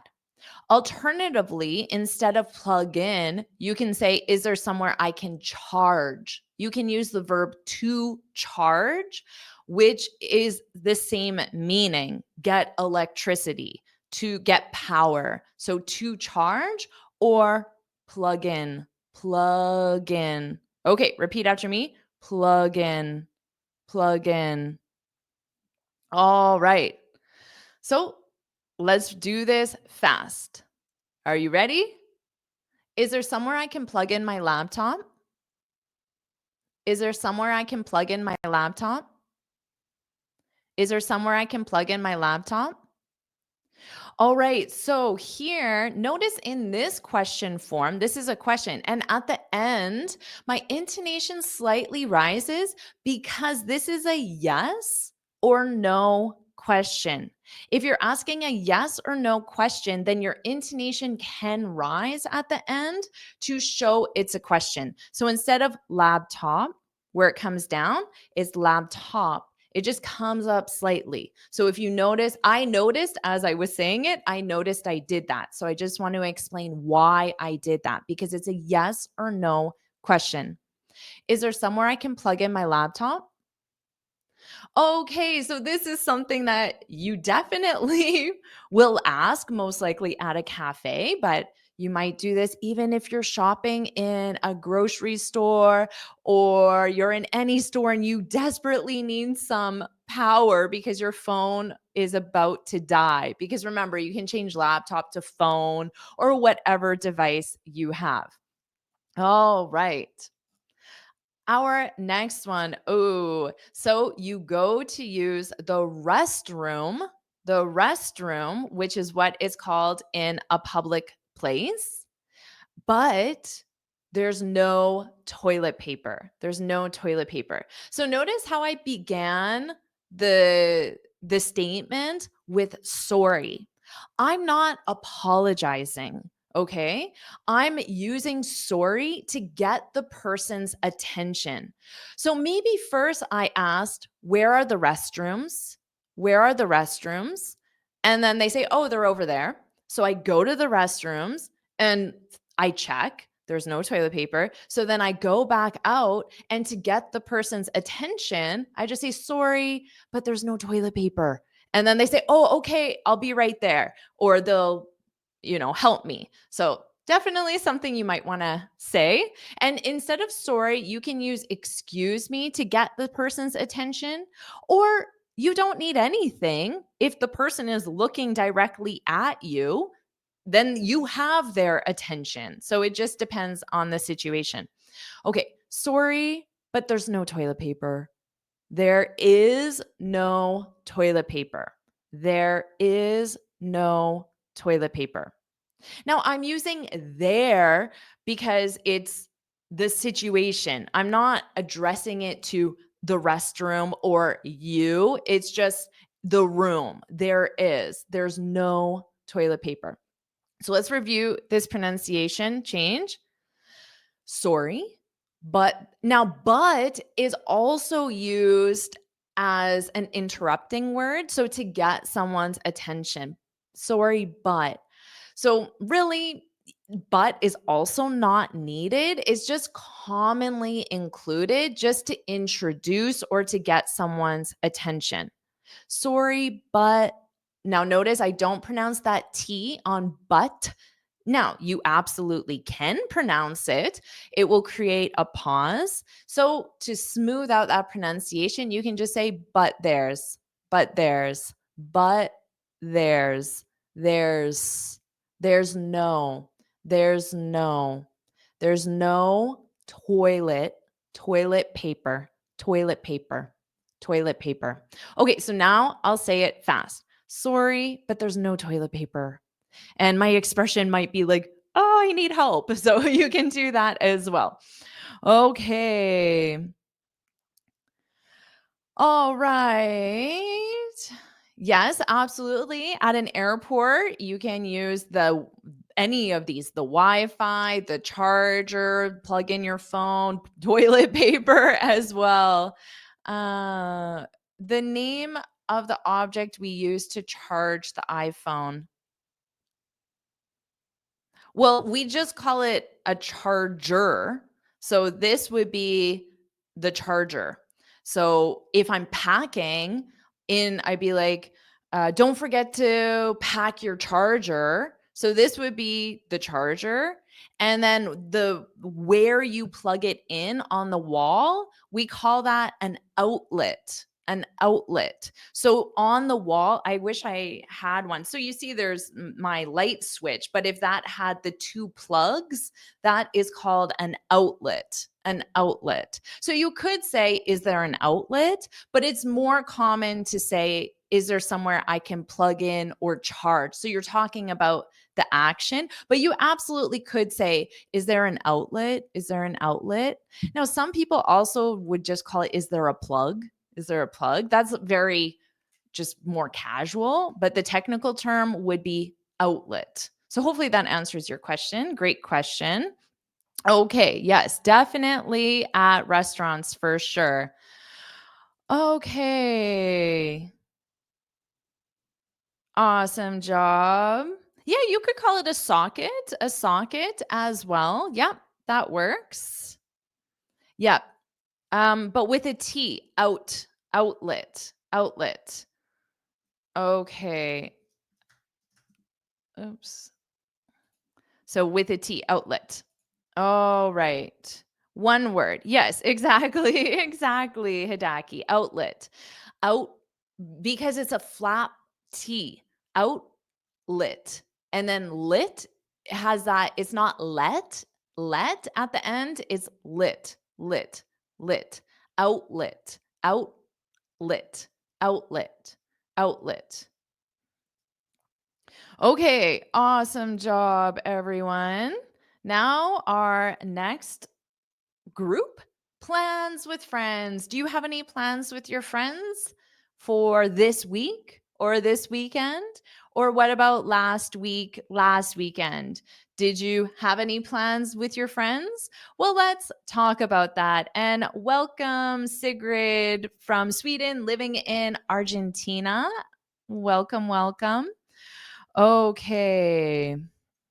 So, does anyone know what would you say to make plans with your friends? Put it in the comments and let's see if anything you say matches what I might say. So, let's review this. Okay, Paslak, I don't have any plans. That's exactly what I would say. So, very natural. I don't have any. I don't have any plans. I don't have any plans. Awesome. So, how about this? You could ask your friend, are you free this weekend? So that would be fast. Are you free this weekend? Are you free this weekend? So now let's talk about it slowly and then I'll say it fast again. So, are you? Are. So, are you? This will be a very fast are you? Now, remember, I said many native speakers might say ya, are ya, are ya? I personally don't. There's no reason why. I just find it easier to say you, but you may hear are ya, are you? Are you free? Are you free? Repeat after me. Are you free? Are you free this weekend? So, really, there's not a lot of changes taking place here. Are you free this weekend? Now, same thing, because this is a yes, no question, you can do that rising intonation at the end. Weekend, weekend. Now, you don't have to be overly dramatic about it. You don't have to say weekend. It can just be weekend, just a very slight rise at the end. Weekend, weekend. Are you free this weekend? So let's try this fast together. Remember, open your mouth and practice along so you practice your pronunciation. Are you free this weekend? Are you free this weekend? Excellent job. Excellent. Yeah, everyone's practicing great expressions. Salam, salam. You would have to say, do you want? Now, hang out is a verb. So it would be two words, hang out. And then you need the infinitive. Do you want to hang out this weekend? Now that sounds natural. Great job. And sure, I'll pronounce outlet, outlet, outlet, lit, outlet, outlet, outlet, outlet. Okay, so you can practice along with that. Excellent job, everyone.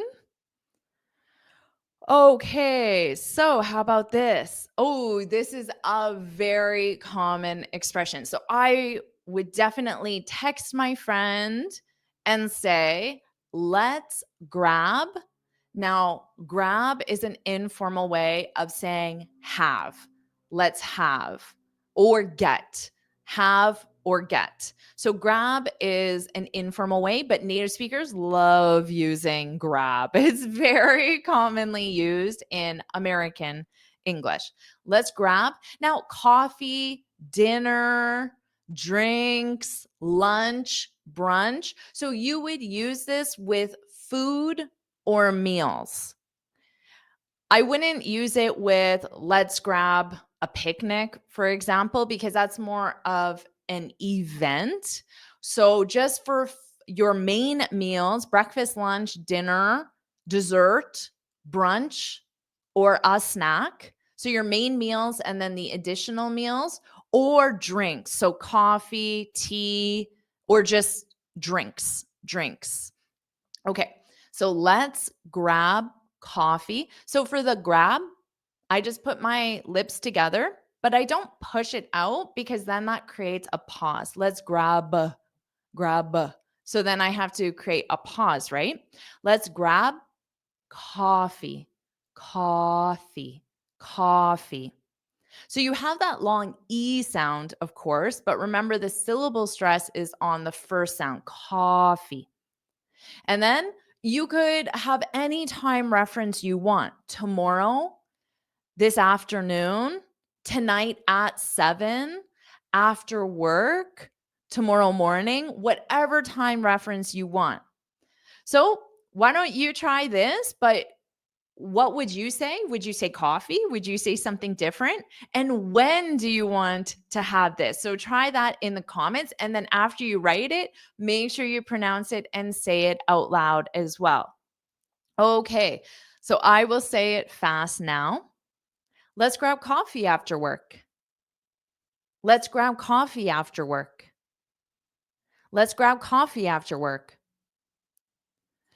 No, coffee is not slang. Slang is generally either not standard English and it can sound inappropriate in certain situations. So grab is absolutely not slang because I would use this with my coworkers, my clients. I would use this in professional situations. It's casual, everyday English. And this is the thing you need to remember. Native speakers in the real world, we prefer casual, everyday English. So to me, this sounds natural and appropriate.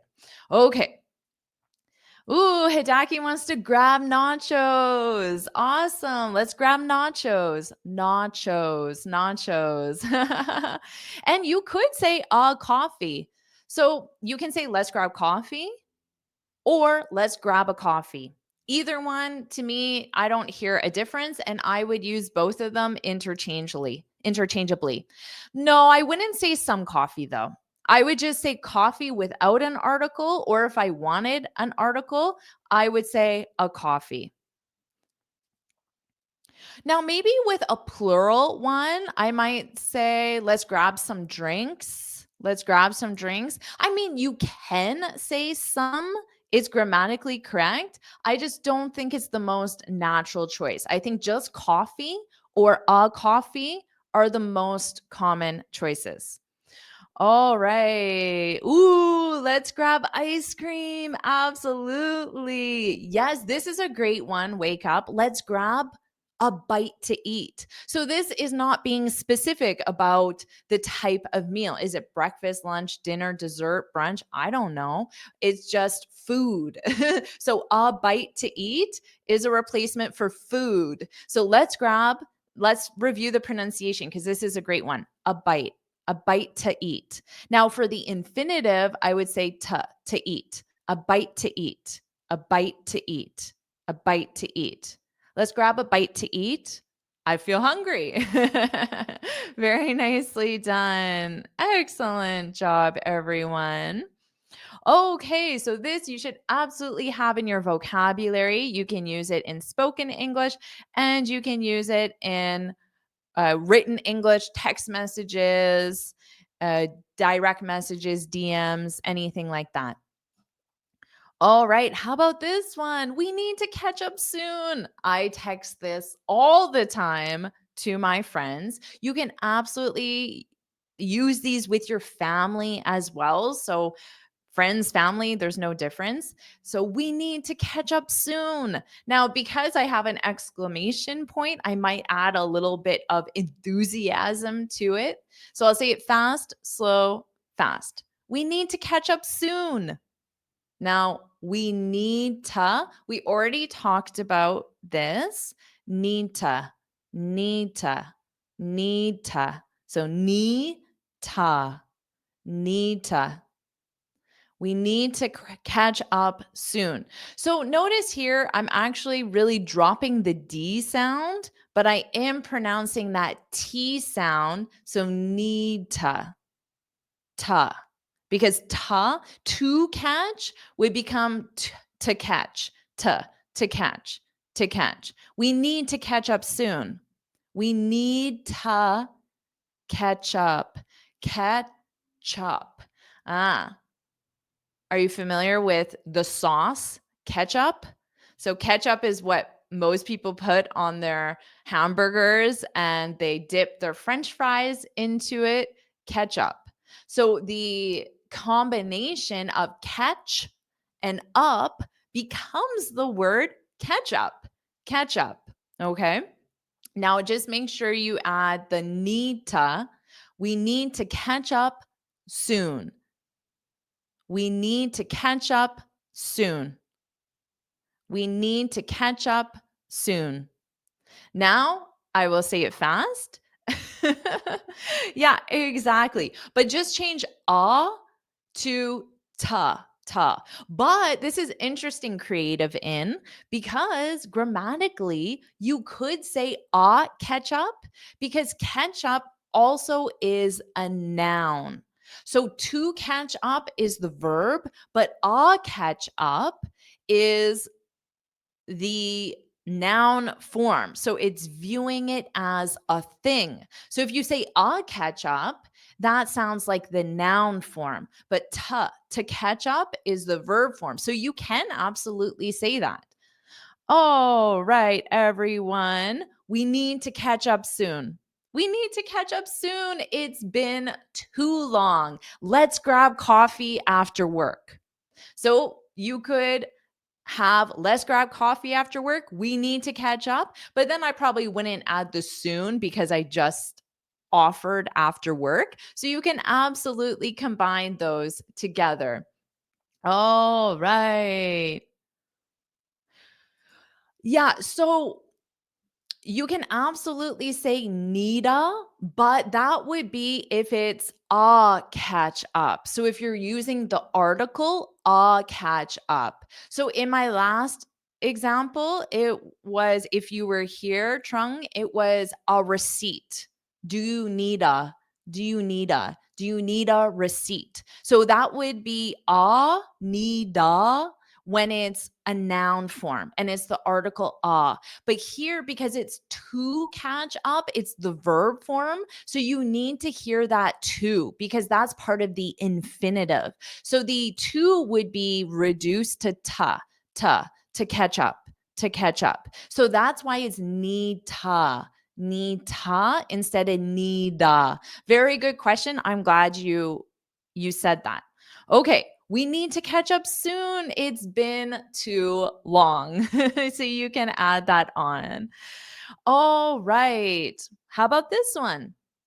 Do you know this? What is this asking? Okay, now actually, you know what this is asking, but how would you answer this? So I know it's only Tuesday, but for you, it might be Tuesday night or maybe even Wednesday morning. So maybe you're thinking about the weekend. So I want you to put your answer to this in the comments. So the question is I'll say it fast, slow, and then fast. What are you up to this weekend? What are you up to this weekend? I'll say it another way. What are you up to this weekend? What are you up to this weekend? So, did you hear the difference between those two? The first time I said to very unstressed as ta. What are you up to? What are you up to this weekend? But the second time I said, what are you up to? What are you up to this weekend? I personally use the second one more commonly, but you may hear the to being reduced to a ta. What are you? Let's talk about this. What are you? And remember, as I'm explaining this, you can put your answer in the comments. So, what is the answer to what are you up to this weekend? Put your answer in the comments. Okay. What are you? What are ya? What what what are you? So you or what are ya? So the unstressed ya, but I'll focus on you because that's what I personally say. What are you? So what dar. So I take that T and it becomes more of a soft D sound, D, but then I pronounce or I connect it to R. So it actually sounds like dar. Wadar, dar. But remember, when I say things slow, it I'm emphasizing them. But when we say it in fast spoken English, it will be very fast. Dar, dar, dar. But now I'm dar. I'm emphasizing it. What are you up to? Up to. So for the P, you can just go up. And then when you open your mouth, you can pronounce the to. Up to this weekend. This weekend. Okay, I'll say it slow again and then I'll say it fast. What are you up to this weekend? Now I'll say it fast. What are you up to this weekend? All right. Shahab is going to promote his project. Oh, Tech Hub is going to take his TOEFL. Let's say good luck, Tech Hub. You can do it. Woohoo. Awesome. Hidaki will be studying. Awesome. Maria is going to the cinema. That sounds fun. Gael is going to do exercises. Ahmed is chilling at home, relaxing at home. Excellent job, everyone. Okay. Dulene is going to take his child to the park. Excellent. Excellent, everyone. Oh, Glendis is going to volunteer. How lovely. How lovely. Okay. How about this one? Now, I'll say it fast, slow, and fast. Want to hang out this week? Oh, not this weekend. Sorry. I'll say it again. Want to hang out tomorrow? Now I'll say it slow. Wanna hang out tomorrow? So notice want to becomes wanna in fast spoken English. Wanna hang out. So this G here, hang out, it just becomes more of a hang out. So, but I just don't push out the sound. Hang out. So your tongue will go into these positions, but you just don't push out the sound. Hang out, hang out, hang out. And then tomorrow, this weekend, next Friday, Tuesday, whatever the time reference is. Now, notice how I dropped the auxiliary verb, which would be do you. So I dropped the auxiliary verb and the subject, which is commonly done in spoken English or informal English. Okay. So if I say this as a text message to a friend, or if I say this verbally to a friend, it's very common to drop the auxiliary verb and the subject. So I'll say it slow and then I'll say it fast. Wanna hang out tomorrow? So again, I could do a slight rising intonation because it's a yes, no question tomorrow. So now I'll say it fast. Want to hang out tomorrow? Want to hang out tomorrow? Want to hang out tomorrow? Exactly. It sounds like wanna hang out? And you're right, James. Hang out means spend time together. And we only use hang out to mean socially.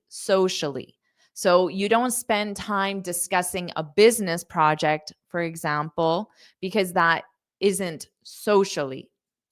Oh, right. Oh, right. Exactly, Lukey. Wanna is want to. How about this one? We'll go to in a meeting. In a meeting.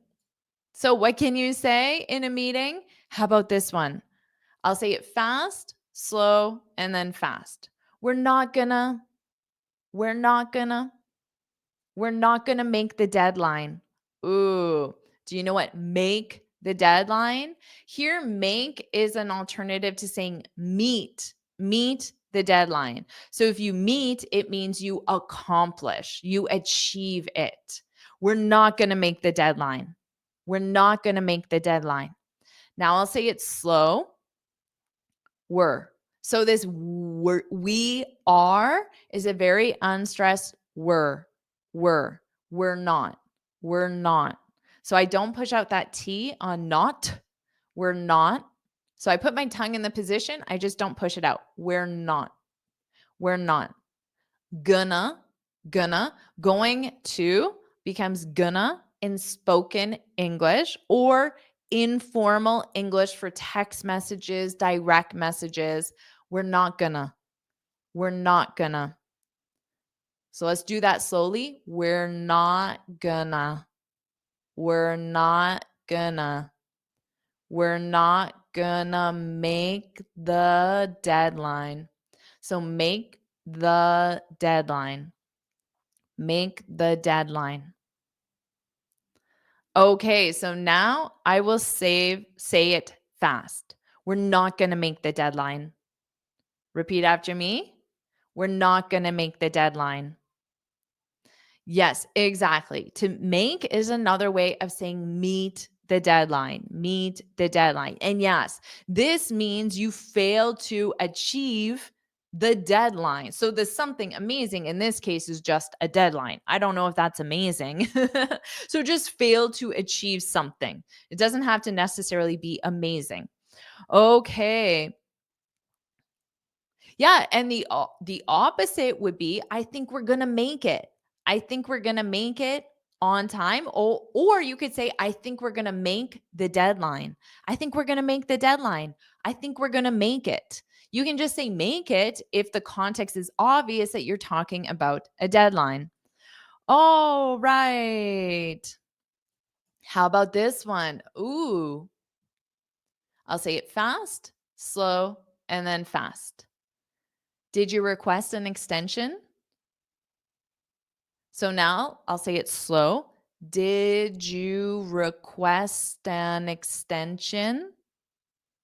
So let's talk about this did you.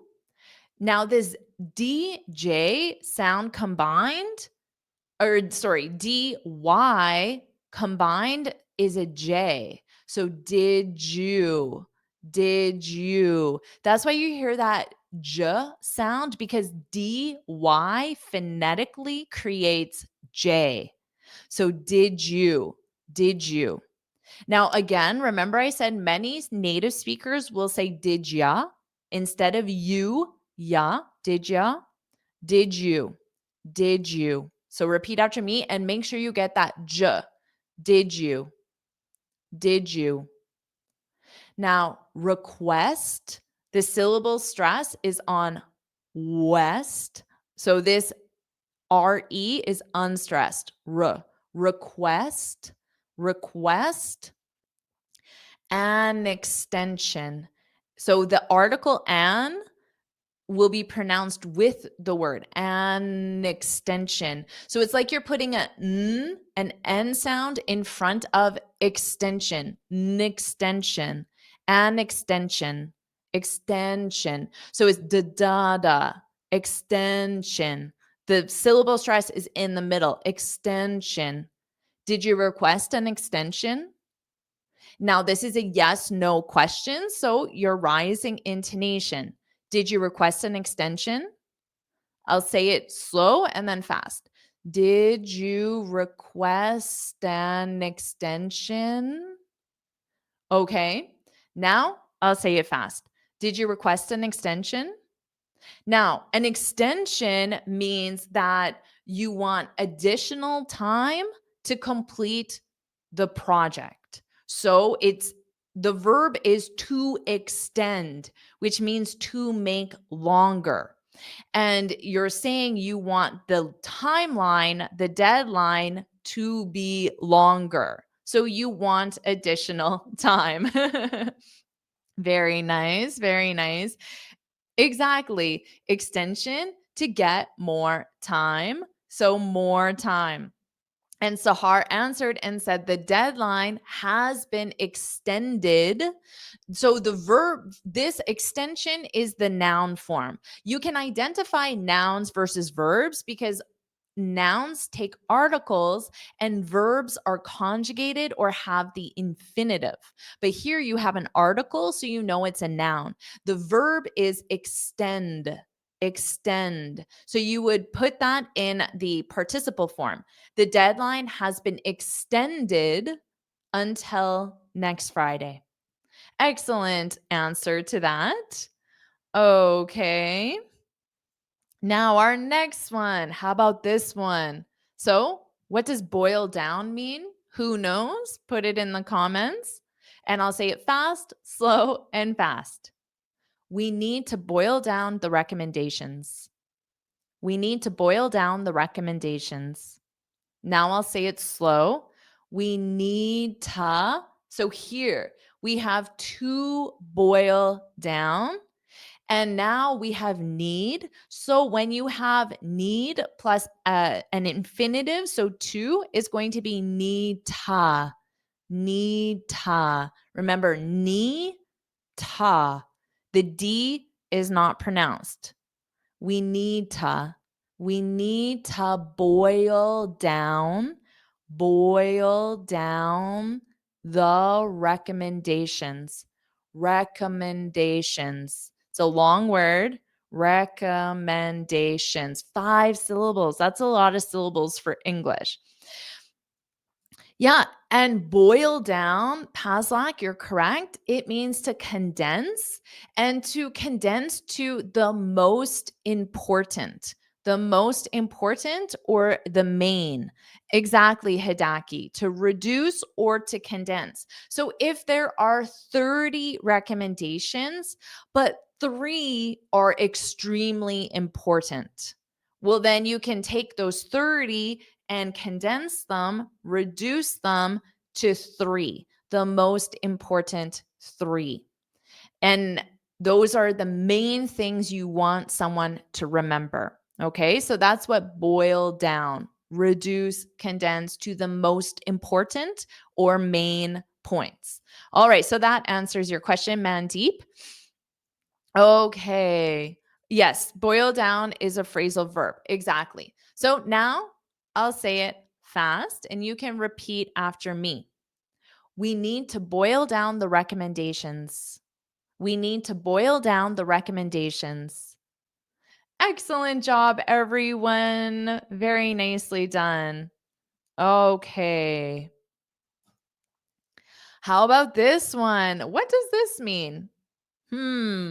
Have you seen this word doable before? What would be an alternative way of saying this? I will say it fast and then slow and then fast. I don't think that's doable. I don't think that's doable. Now I'll say it slow. I don't think. So here, because think starts with a T, we don't need to pronounce that T on don't. And most the time we don't anyway. I don't think. I don't think. So don't put your tongue in the T position, but when you push it out, just say the word think. I don't think that's doable. So that is, that's, that's. Now let's talk about the pronunciation. Doable, doable, doable. Because we have do and then able. Okay. It's not able, it's able, a bull, a bull. But to transition from that o, that oo, and then that a, we can do we add a w to help transition. Do so repeat after me. Do do do. That's fun to say. Do do do doable, doable, doable. Exactly. And all my smart students know Possible. Yes, possibility. I don't think that's possible. I don't think that's a possibility because possibility is a noun form. Feasible is a great word as well. Yeah. And if something is doable, it means you can accomplish it. So if you're saying, I don't think, you're saying, I don't think we can accomplish this. I don't think we can do it. So if someone says, this report needs to be finished by the end of the day, you can say, I don't think that's doable. You're saying, I cannot finish this report by the end of the day. That's not possible. That's not feasible. Okay. So this is absolutely a natural phrase that if someone gives you a task or an assignment, you may want to say, I don't think that's doable. I don't think that's doable. All right. Awesome. Awesome job, everyone. Yes, that's doable means can accomplishment. Awesome job, everyone. All right. So make sure you get that doable, doable. Very nicely done. How about this one? Okay. I'll say it fast, slow, and then fast. What did the client have to say? What did the client have to say? So now I'll say it slowly. What did the, what did the, what did the, what did the. So when you say it fast, what did the, what did the, what did the, what did the, what did. So this T is not being pronounced.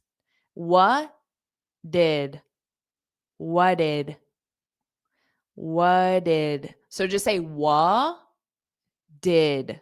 But then did sounds faster. Did.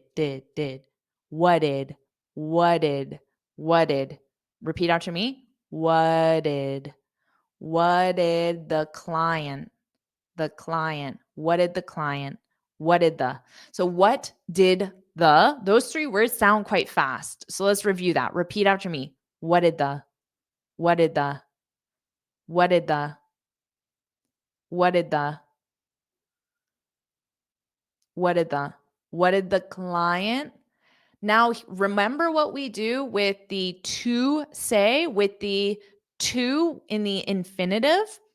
It can just be to say, to say, have to say, have to say, have to say. So have is like have to, have to. So if I were to write it out, maybe it would sound like this. I'm just putting it here. Have to say, have to, have to say, have to say. So let's try just that. Have to say. Repeat after me. Have to say. Have to say. Okay, very nice. Exactly, Claudette. Have to, have to. Very nice. So, what did the client have to say? What did the client have to say? Okay. So, let's talk about this have to say. We use this a lot when you're talking about either the opinions or the advice or recommendations from someone. So let's say your job was to call the client and ask them what they thought of the proposal. After you boil down the recommendations, what did they think? What was their opinion? So instead of saying, what did the client say? You can say that. What did the client say? But when you say have to say, you're just stressing the fact that the client provided their opinion, their advice, their recommendations, or their perspective. So that's how we use have to say instead of just saying say. Have to say just emphasizes the feedback, the opinions, the advice, or recommendations. Okay, so you would reply back and you could say, the client said that. So in your reply, you would just state the client's opinion. Oh, the client was very happy with the recommendations, or the client didn't think the recommendations were doable. The client didn't think the recommendations were doable. So that you would either say positive or negative or neutral. The client needs more time to consider the recommendations. So you would just state what the client said. But this have to say is extremely common when you're asking for someone's feedback, advice, opinions, perspective. Okay, so let's try this again. And I'll say it fast and you can repeat after me. What did the client have to say? So let's just focus on this here. What did the client have to say? What did the client have to say? All right. Now our next one. How about this one? I'll say it fast, slow, and then fast.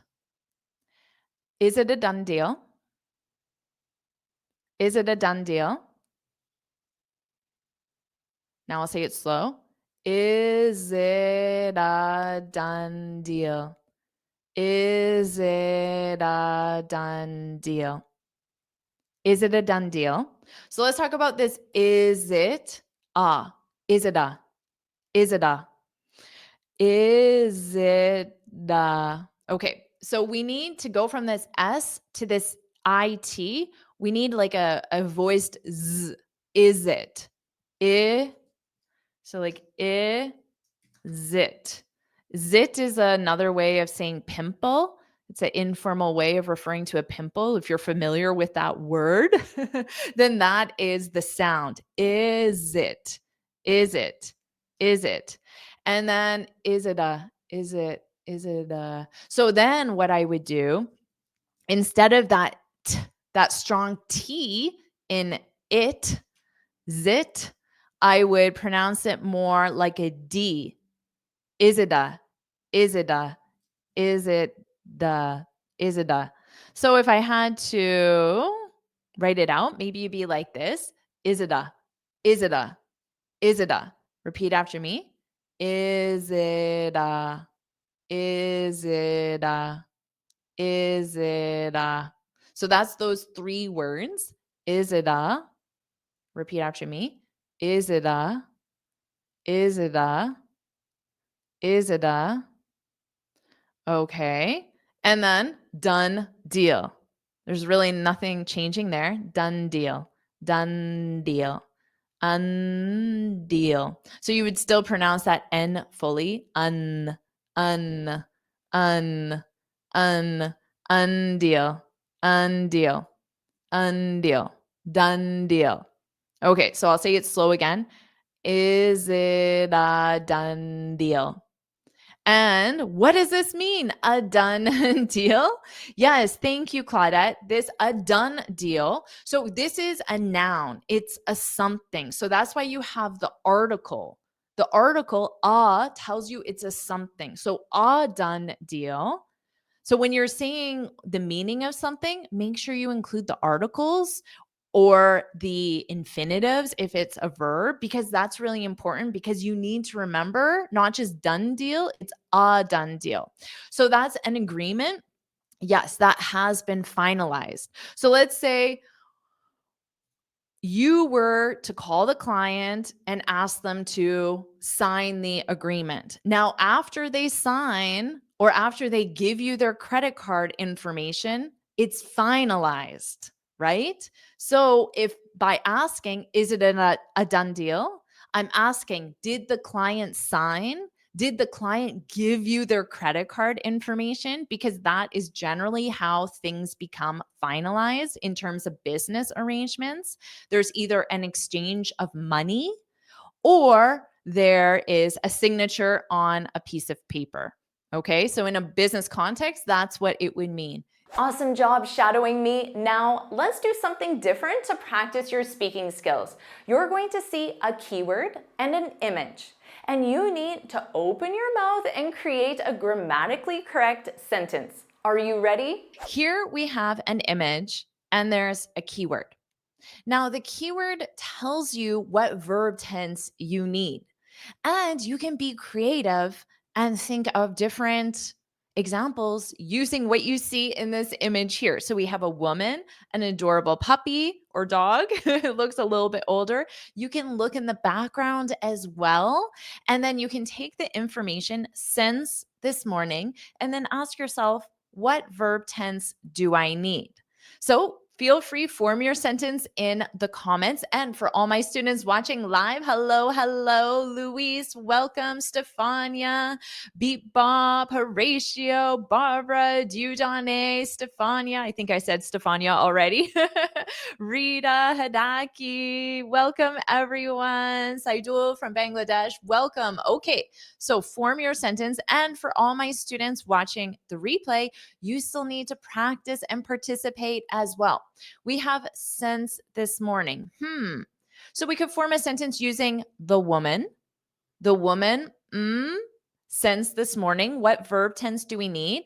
Or perhaps the dog or they, the woman and the dog. We could even look in the background and think about the weather. So, what do you see in the background? I see the sun, perhaps. So, we can use the sun as the subject. So, what could we say here? Now, since this morning, what verb tense do we need? We need the present perfect. The present perfect. Did you know that?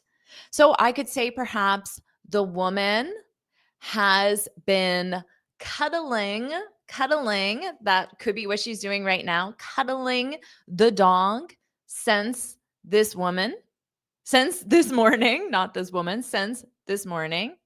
The woman has been playing with, perhaps, has been playing with.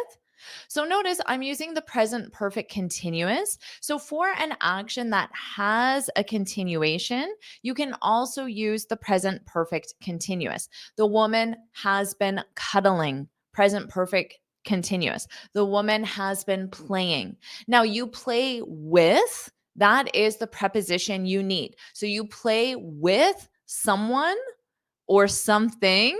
So a lot of kids, they play with toys, they play with video games, for example. Okay. Now, Hidaki said this woman has adopted the stray puppy since this morning. So, this is a great example because you have to think, is this an action that started in the past and continues until now? Now, what is the action? The action is adopted. So, excellent verb there, to adopt, and then the past simple, adopted. You adopt someone or something like an animal, which means you take care of it permanently as your own. But this doesn't have a continuation. It just happens at a specific time. So you would use the past simple. This woman adopted the stray puppy this morning and has been cuddling it ever since, for example. Okay, so that one would be in the past simple. I'm glad you gave that example because it's an important reminder that not everything has a continuation to it. Some things just happen at a specific moment in the past. Okay. So definitely you can say has been playing with. Now let's look at that contraction. She has, she's, she's, she's. Repeat after me. She's. She's been playing with. She has been playing with. She's been playing with. Okay, very nice. Yeah, you can absolutely use take care of. So notice this, you play with, you take care of. take care of. Since this morning, she's been taking care of her neighbor's dog. Excellent example. Very creative. This isn't her dog. This is her neighbor's dog. Very nicely done. Okay, what do we have here? So for 3 hours, since you need the present perfect or the present perfect continuous because it started in the past and it continues until now. The same thing with for. For is a duration of time, whereas since is just the starting point. So the starting point for since was this morning. Since this morning. We could also say since 8 a.m., since 9 a.m. That can be a starting point as well. Now, in this case, we want a duration, 3 hours, a duration, 3 hours. Okay, so what is this man doing? We could technically also use the car as the subject or something else. For example, we call this a garage. A garage is where you keep your car in your house. Well, not in your house, but on your property. A lot of houses have garages, and that's where you store your car. You can also store your lawn equipment and other equipment as well. But the place where you take your car to get professionally repaired in North America is also called a garage. A garage. Okay. So I would still call this a garage. All right. So you could use the garage as the subject. You could use the car as the subject, or you could use this man. Ah, a beer. Excellent example. He is repairing his car for 3 hours. Okay, so always ask yourself, what verb tense did I use? And is that the right verb tense? So you're so close, a beer. If you didn't have the for 3 hours, if you just said he is repairing his car, perfect. Perfect. And with the present continuous, you have to ask yourself, what keywords do I need? So, what keywords do you need? Say it out loud for my students watching the replay as well. Now, right now, currently, he is repairing his car right now. He has been repairing his car for 3 hours. And absolutely, you can use fix as well. So, Alpha, this man has fixed his car for 3 hours. I would say has been fixing. Has been fixing. So, you can use the present perfect for stative verbs that don't go in a continuous form, like the verb to be, for example. But fix can have a continuation. So, because of that, like Felice said, he has been fixing his car for 3 hours. So, you can use repair or fix. Okay. Yeah. So, our Pete said, this man has been repairing my car in his garage for 3 hours. Excellent job and great use of getting your possessives right. In these live lessons, I've noticed a lot of students making mistakes with possessives. So, my car, his garage. You got it, our Pete. You got it. Great job, everyone. Now we're on a roll. We're on a roll. Do you know what that means? It's an idiom. To be on a roll is when now we're getting a lot of the correct answers. Whereas in the last one, we had a lot of incorrect answers. Now we're getting a lot of correct answers. We're on a roll. Let's keep going. Let's keep it going. Ooh, rarely, rarely. Well, we have a group of young men. And what do they rarely do? Well, there are a lot of things that young men rarely do. Maybe you're a young man, or you're a mother of a young man, or you're dating or married to a young man. What do they rarely do? So you can focus on one of these young men, or you can use a group, they. So feel free. What could we say here? Oh, before this one, Luis, for our last example. So everyone form an example with rarely. Think of what verb tense you need rarely. Repeat after me. rarely, rarely. I know that double R isn't the easiest. Rarely, rarely. Okay, so for 3 hours, Pete has been trying to fix the engine without any success. Excellent job, Louise. Has been trying to fix the engine. Just a typo here, fix the engine. Very nicely done. Okay. Ah, Philip Made said those students, yeah, very nice. Those students, seeing them as students, rarely get together in the same room. Very nicely done. So, right now, they are in the same room, but this is something that doesn't happen frequently. So, the opposite of rarely is frequently. Frequently, rarely. You could also say usually could be the opposite. Usually, rarely. Those students rarely get together. Excellent job. So, what is the verb tense? The present simple. The present simple. Now, I want everyone to form one sentence using he. And you can say, the man sitting in the chair wearing a white shirt. If you want, you can be descriptive just to practice using adjectives and descriptive words, because what do you need to do in the present simple with the subject he, she, and it? That's why I want you to form a sentence to practice that. Okay, so form a sentence there. All right. They rarely spend the whole night chatting. Exactly. They're doing that now, but that isn't something they usually do. They rarely spend the present perfect, and you spend time the whole night. And excellent job, Stefania, getting the gerund. So, everyone, this is a gerund expression. You spend time doing something.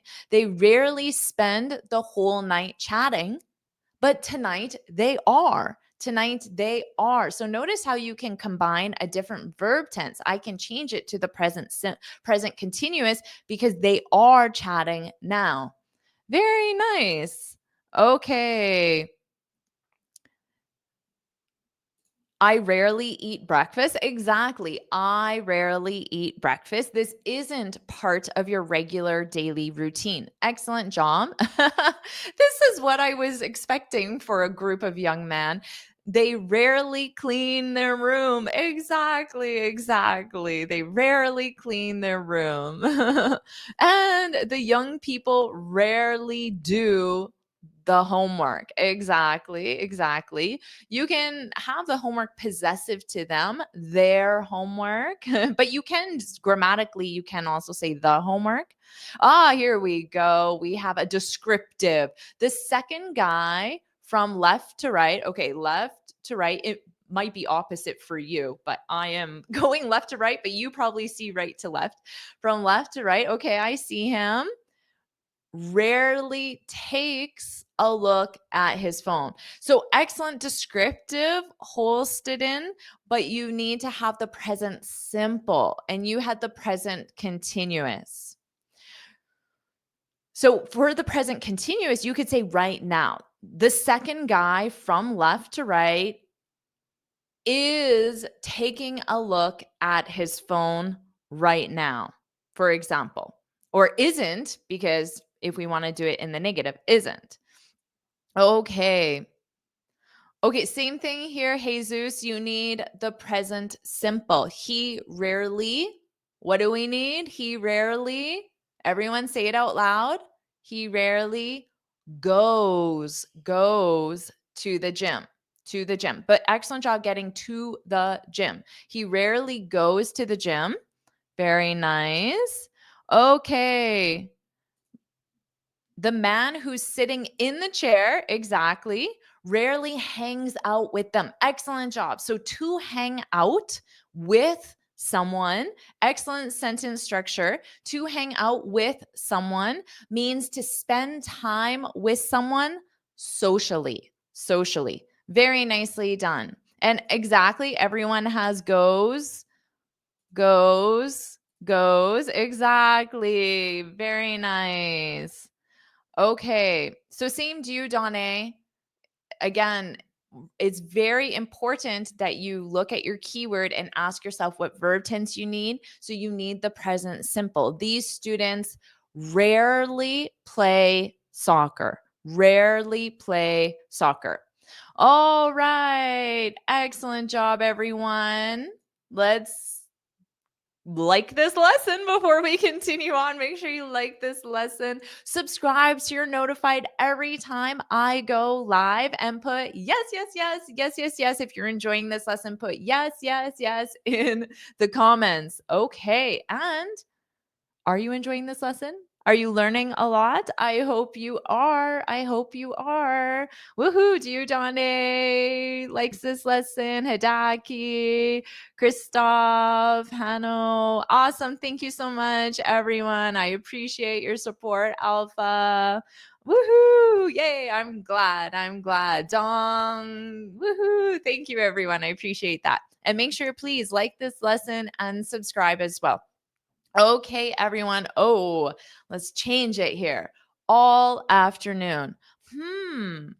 What is this a keyword for? Well, it depends. This is interesting because it depends. Is all afternoon in progress now, or is all afternoon completed? Right now, it's nighttime and all afternoon is completed. So there can be different verb tenses here.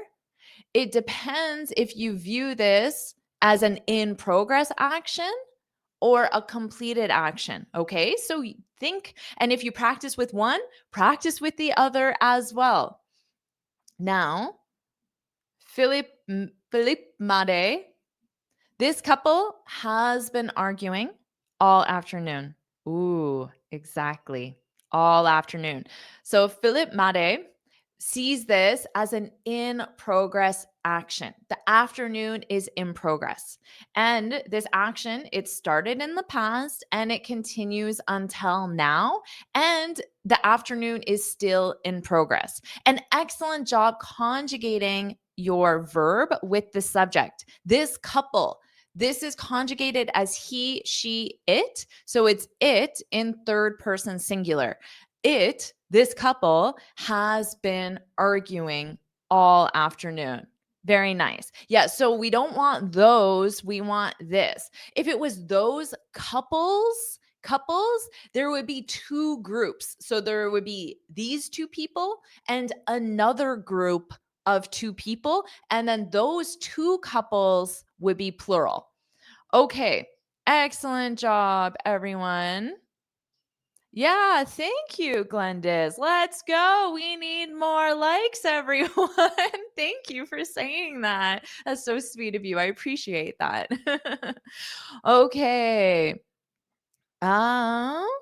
This guy on a bench behind me bothers me all afternoon. This is really clever. I like this example. Very nice. So these people don't even know each other. And this weird guy on a bench has been bothering me all afternoon because it's in progress.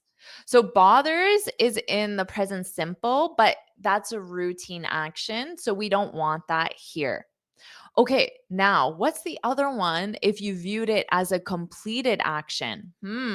What could you say? They had argued all afternoon and broke up at last. Oh, Dong put this in the past perfect because it's a past before another past, Dong. Excellent job. They had argued all afternoon and broke up. So when two people break up, it means they permanently end their relationship. Okay. So someone could ask you, oh, how are you and Sophie? Sophie being your girlfriend. Or how are you and Horatio? Horatio being your boyfriend. And you say, oh, we broke up. We broke up. We permanently ended our relationship. We broke up. Oh, so good example sentence. All right. Oh, creepy. The boy has been staring at the girl all afternoon. And notice my reaction, creepy. It's a little bit of a creepy thing to do to stare at someone all afternoon. But it is what he's doing. So, a good example, a good example. And this guy does look a little creepy, doesn't he? Okay. Yeah. So Dieudonné, you need the present perfect continuous. Actually, this one you need the present perfect because it's a stative verb. Ah. So who can put this in the present perfect? Because originally I said present perfect continuous, but then I read it. Oh, we have the verb to be. The verb to be doesn't go in a continuous form. So this is a great example where we need the present perfect. So someone put this in the comments in the present perfect. And Dieudonné, write this yourself to correct yourself. His girlfriend, hmm, has been mad at him all afternoon. And great job with your possessive because the girlfriend belongs to him. That's why it's his girlfriend has been mad at him. An excellent job getting at someone. So you're mad at someone, has been mad at him all afternoon. And Philippe Made has been mad at him. Excellent job, everyone. And you can be stronger and use furious. Furious is very mad. She's been furious all afternoon. They both are fighting. Okay, so present perfect continuous have been fighting all afternoon. Very nicely done. Oh, this is interesting. Hidaki said they have been practicing their rolling for their next audition all afternoon. Oh, very nice. Nicely done. They've been practicing their rolling for their next audition. So, an audition is if you want to be in a movie or a play or some sort of performance and you go and you perform for a short period of time. And it's like a job interview for a play or a movie or a TV show, an audition, an audition. Nice word choice. Great job, everyone.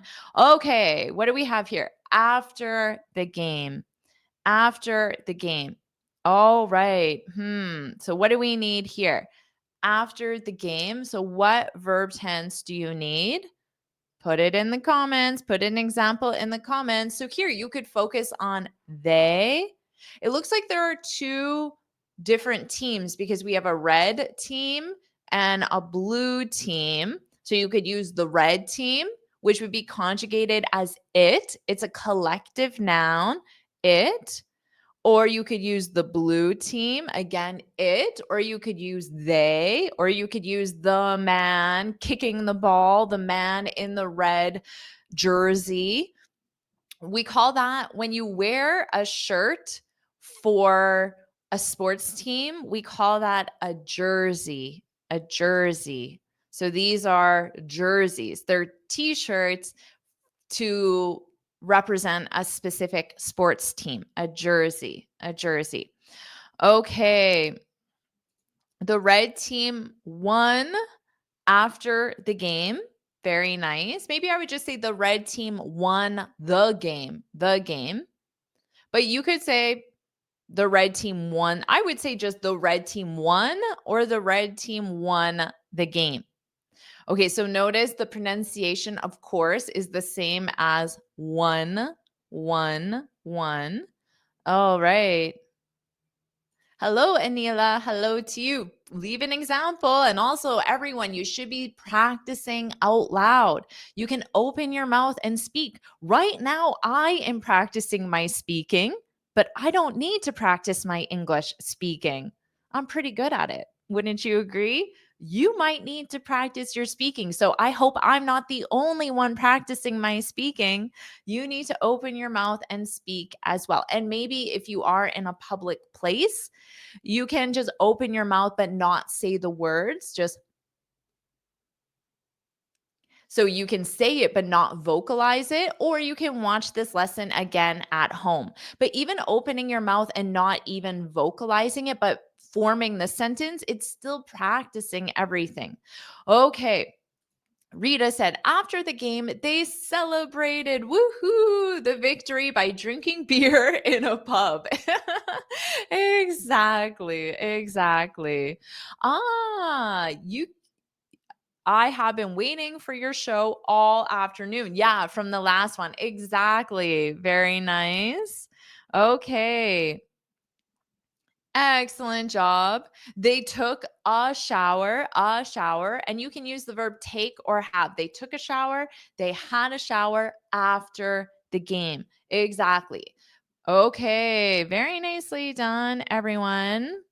So Hidaki said, after the game, the man in the blue jersey has been disqualified for a month for this dangerous playing. Ooh, exactly.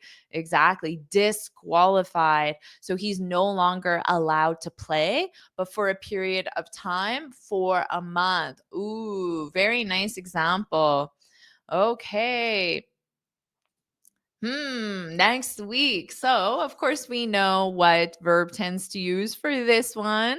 Sometimes the verb tenses are a little more obvious, but when you are in the real world and you're writing something for a business purpose, you're writing an English exam, you're responding to someone, you should really pay attention to these keywords.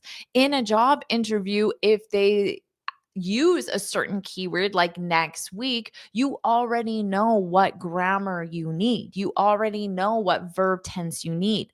So that's why practicing this is so useful because, for one, you have to practice all the different verb tenses, all the different sentence structures at the same time, and you have to instantly know which one to use. So after this lesson is done, I suggest you do it again. And you can form completely different sentences, and sometimes the verb tense is flexible depending on the keyword. It depends if you see it as an in progress action or a completed action, which we saw with one of the keywords.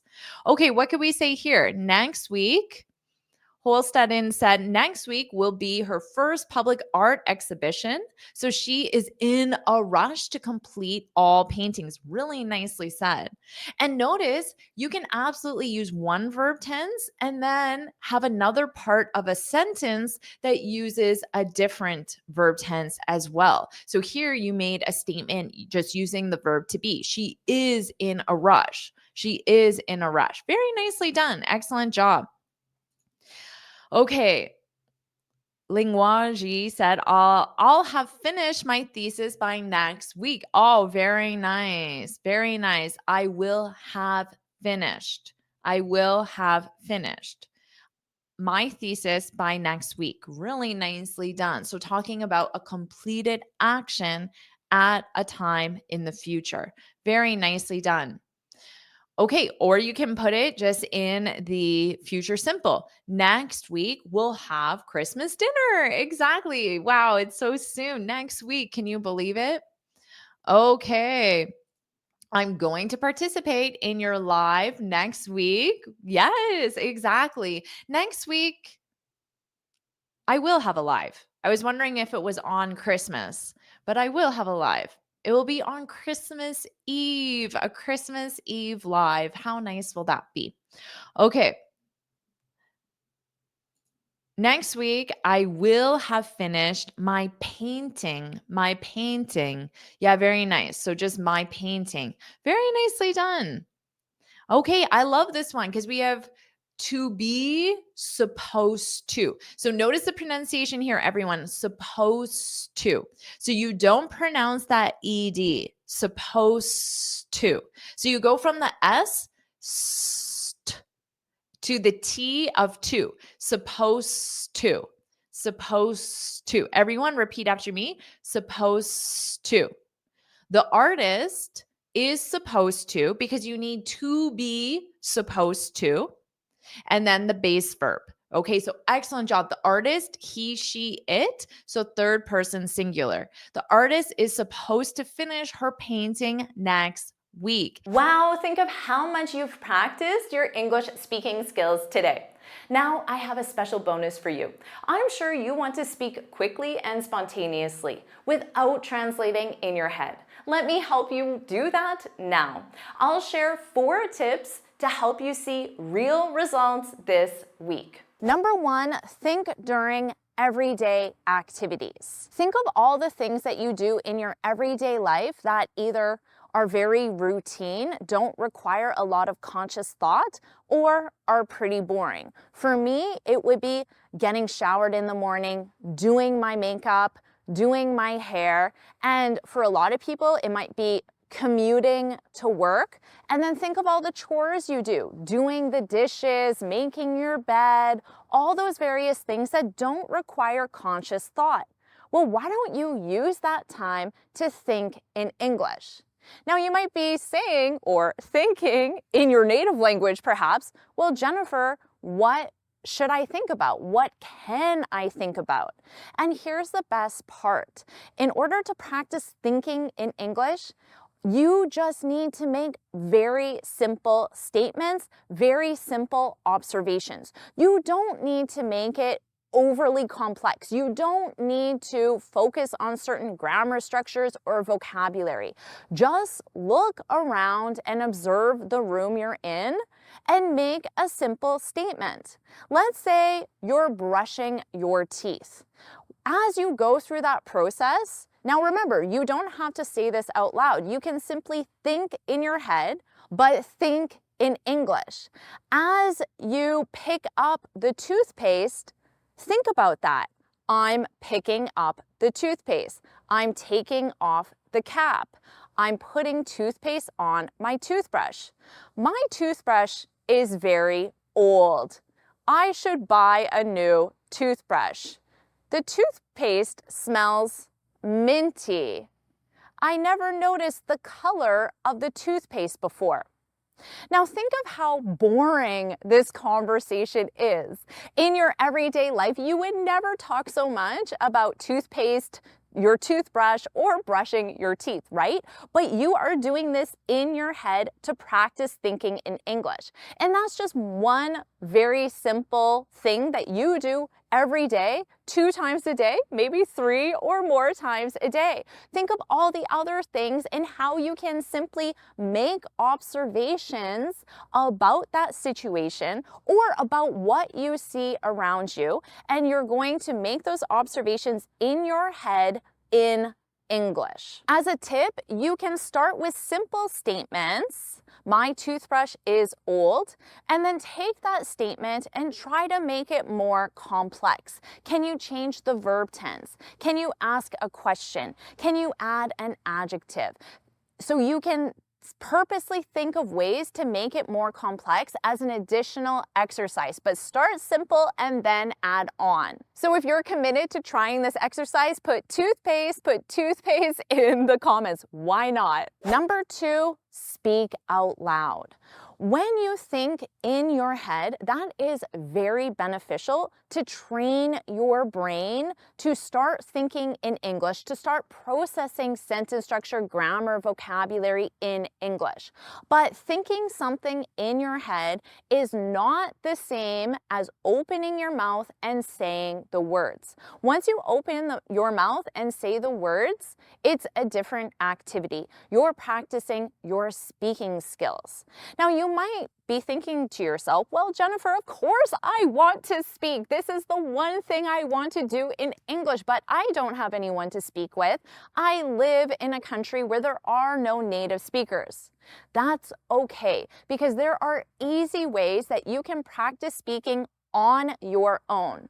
My favorite way, and native speakers use this activity as well to practice their speaking skills, my favorite way is a website called Random Question Generator. All you need to Google is Random Question Generator. And there are many different websites. I will leave my favorite websites in the description. Now, what you can do with these websites is all you do is you click the button that generates a random question. Now, what you need to do is as soon as you see that question, I want you to open your mouth and start speaking. Don't think about grammar. Don't think about vocabulary. Don't think about pronunciation. Open your mouth and start speaking. Make it your goal to speak for 1 minute on that topic. You can record yourself speaking. You can just use the voice recorder app on your phone. You can also set a timer for 1 minute if you'd like. So when that timer goes off, then you know you've spoken for that amount of time. You don't need to do that. It's just an option. Now, after, you can listen to that recording and you can think about your pronunciation, grammar, sentence structure, vocabulary, and you can think of areas to improve. However, as you're doing the exercise, you're not thinking about your English. You're just speaking. But here's the best part. Because you have already taken the time to think in English every single day. Maybe you get 5, 10, even 20 minutes of practice where you're thinking, you're observing, you're making simple observations more complex. All of that practice that you just did will help you open your mouth and get the words out. Give this activity 1 week, then 2 weeks, then 30 days. I promise you, if you do this 3 times a day for just 2 to 3 minutes, 3 times a day, in 30 days, you are going to be so impressed with your results. So if you're committed to trying this exercise, put let's go in the comments. Number 3, describe images. This is a more guided method because when you describe an image, you can think in your mind, which is absolutely beneficial. I've already mentioned why. Or you can practice speaking out loud, and instead of using a random question generator, you are going to use an image. How are you going to find an image? You can simply go to Google Images and put a random word in, like cat or dog, and choose any image. Or you can go to a website that shares free images, like Pexels, which I'll put in the description as well, and just choose one of the first images on the homepage.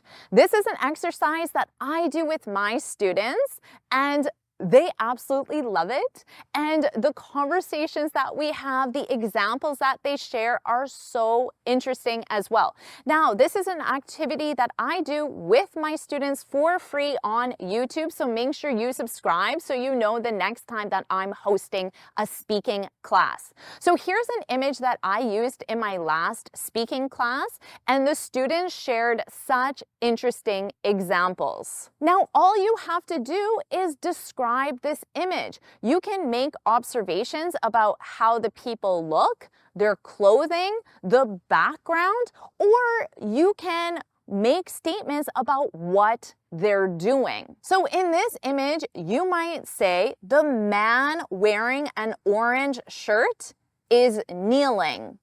Or you might say, there's an umbrella next to the man. And again, you can make simple statements more complex. There's a bright, multicolored umbrella next to the man. You can even have fun with this and try to guess what is happening in this image. So this is what my students did. Some of them said that the man is proposing to the woman.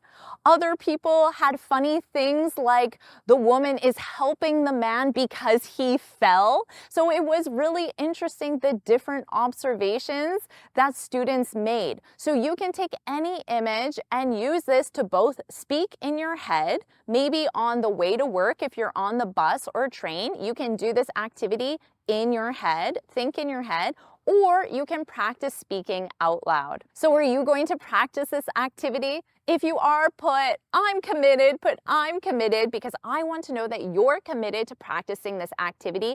And I want you to be committed because I know the results that you're going to get are going to make you so confident, so happy, and so proud. Number 4, a daily summary.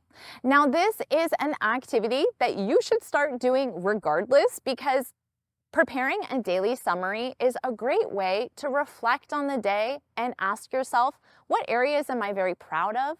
What areas could I improve on? And this is just a great thing to do for your overall personal development, but we'll focus on how this activity can help you train your brain to think and speak in English. Well, the same thing that we talked about before. You can think these activities in your head, and if you are in a public place, this is a great time to just think the activities. If you are in a more private place, then you can say it out loud, and always remember the option is there to record yourself speaking. And with your daily summary, of course, you can summarize your day. You can talk about the best part of your day, the worst part of your day, 3 things you're grateful for, 3 things you're proud of, 3 things you want to improve.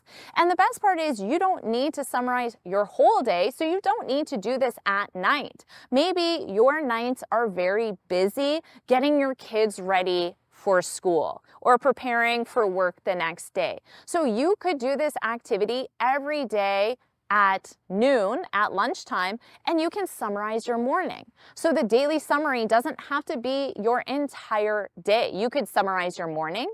You could summarize a meeting at work.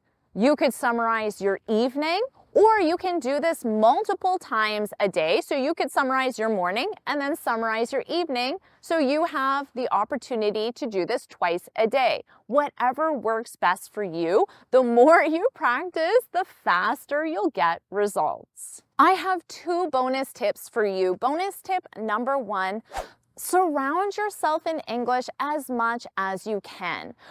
Ask yourself, what can I do to make my environment more English? Can you change the settings on your phone or your computer? Can you start listening to English music? Can you start watching English TV shows? What can you do that's easy for you to do to make your environment more English? Can you put labels on all the items in a room or your entire house, and they're English labels? So think about one thing that you can do to make your environment more English, because of course, the more you surround yourself with the language, the more that your brain will absorb that language. And bonus tip number 2, the most important, is be patient. This is not going to dramatically change your English overnight, but in 7 days, you will see some results. In 14 days, you will see some results. In 30 days, you will see some results. But if you take those results from the 7 days, 14 days, and 30 days, guess what? The result is a lot bigger than you may realize. And that's only 30 days. Imagine you do these 4 very simple, free activities that only take a few minutes, and you do these activities every day for 90 days. Imagine the results that are possible. So be patient. Practice these tips this week, and I promise you'll see real results next week. Now let me share 9 tips to impress natives with your speaking skills. Number 1, master the basics.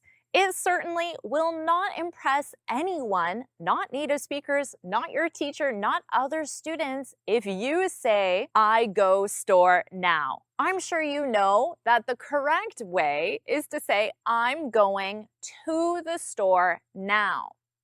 But maybe you forgot that article. I'm going store now. Even forgetting one small word, the article, the store, or using the wrong verb tense, the present simple, I go, instead of the present continuous, I'm going, makes a big difference in how you communicate and how others receive your message. But don't worry, you don't need to master every single grammar concept in the English language. You only need to master the basics. There are 12 verb tenses in English, but only 6 verb tenses make up 96% of speech. This is why you should focus first on mastering the basics. Make sure you have correct sentence structure, basic grammar, and then you can keep improving and keep learning more advanced concepts. Number 2, use contractions. I know what you're thinking, but contractions are not slang. Contractions are grammatically correct. Contractions are not unprofessional. Contractions are used in professional and formal English. Contractions help your speech sound more friendly, fluid, and natural. Let's take this common greeting. If you say it without the contraction, it will be, "How is it going?" That doesn't sound impressive because it doesn't sound natural. A native speaker would say, "How's it going?" They would take "how is" and form a contraction, "how's." How's it going? Repeat after me. How's it going? Now you'll impress a native speaker. Number 3, connect your words. A lot of students will pause between words, but this does not sound natural. It sounds very robotic and it makes your English level seem more beginner than it probably is. So if you pause between words, it definitely won't impress native speakers. Let's take the expression we used before. How's it going? So let's say you apply tip 2 and you use that contraction. How is how's? But you pause between those words. How's it going? This won't impress a native speaker. You need to combine those sounds. So repeat after me. How's it going? We have how's and it, so we can combine that together and it sounds like how's it? How's it? How's it going? And even though there is no connection between it and going, I still don't pause between them. How's it going? Repeat after me. How's it going? So if you connect your words, you will definitely impress natives. Number 4, use idioms and expressions. Congratulations, you already learned one that will help you sound natural and impress natives. How's it going? You can use this instead of asking, "How are you?" or "How are you doing?" How's it going? And because you know how to pronounce it, you will feel confident using it. There are so many idioms and expressions in English, and you can just add a few every day or every week to help build your vocabulary so you impress natives. Let's start with some basic ones. Instead of "I'm tired," what could you say that's an alternative way, more of an expression? You could say, "I'm beat." I'm beat. Instead of "I'm going to bed," "I'm hitting the hay."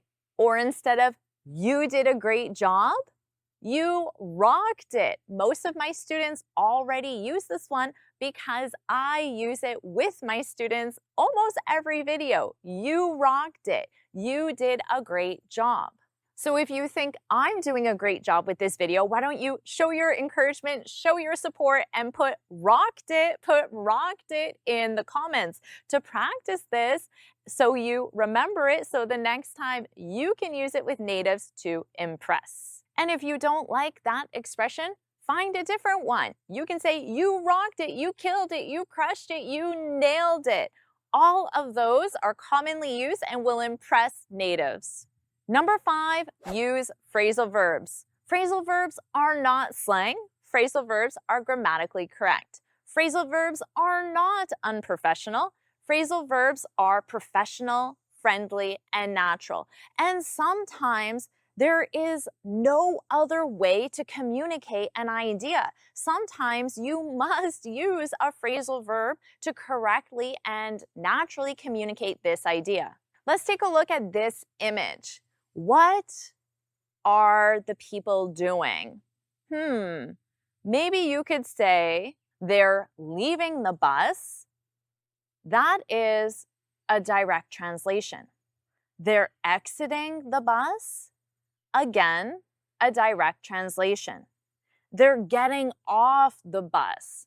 This is the correct and natural way to communicate this idea. In this case, the phrasal verb "get on" to enter and "get off" to exit is the only word used to communicate this idea naturally in English. So you must use this phrasal verb to impress native speakers. Otherwise, it will sound like you're using awkward direct translations from your native language. Number 6, understand syllable stress. Since this lesson is on speaking, you must understand and use the concept of syllable stress, which may not exist in your native language, in order to speak in a natural way that impresses native speakers. In English, in every word that's more than one syllable, there is a stressed syllable and an unstressed syllable. Let's take this picture. What is this? Say it out loud. What is this? Did you say banana? Or did you say banana? Banana. Using the correct syllable stress will instantly make you sound more natural. So whenever you're learning a new word, you must learn the syllable stress. The phonetic alphabet tells you specifically where the stress is, and you can listen to an audio dictionary and listen for the syllable that sounds louder and longer. Banana, louder and longer. Na is the stressed syllable. Ba and are the unstressed. Banana. That's how you can say this word and impress native speakers. Number 7, vary your tone. Did you know that only 7% of communication is the words you say? 38% is your tone of voice, which represents the rising and falling of the sound of your voice. So you may already understand this concept because when you ask a question in English, a yes or no question, you have a rising intonation, which means the tone of your voice rises. Would you like a banana? Banana. So my tone comes up at the end. But notice how my tone changes when I say, I hate bananas. I hate. My tone comes down. I love bananas. My tone comes up on love. Imagine you just said, I hate bananas. I love bananas. Notice how different that sounds. The words are exactly the same. The only difference is my tone.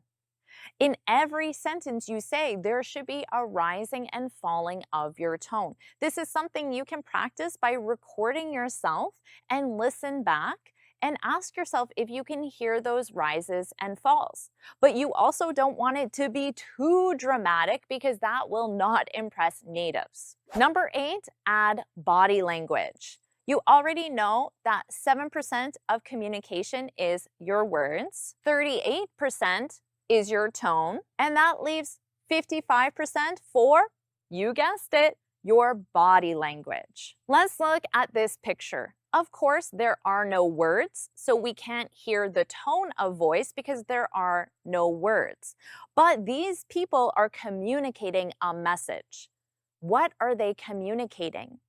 I'm sure some emotions instantly come to your mind. Some negative emotions instantly come to your mind.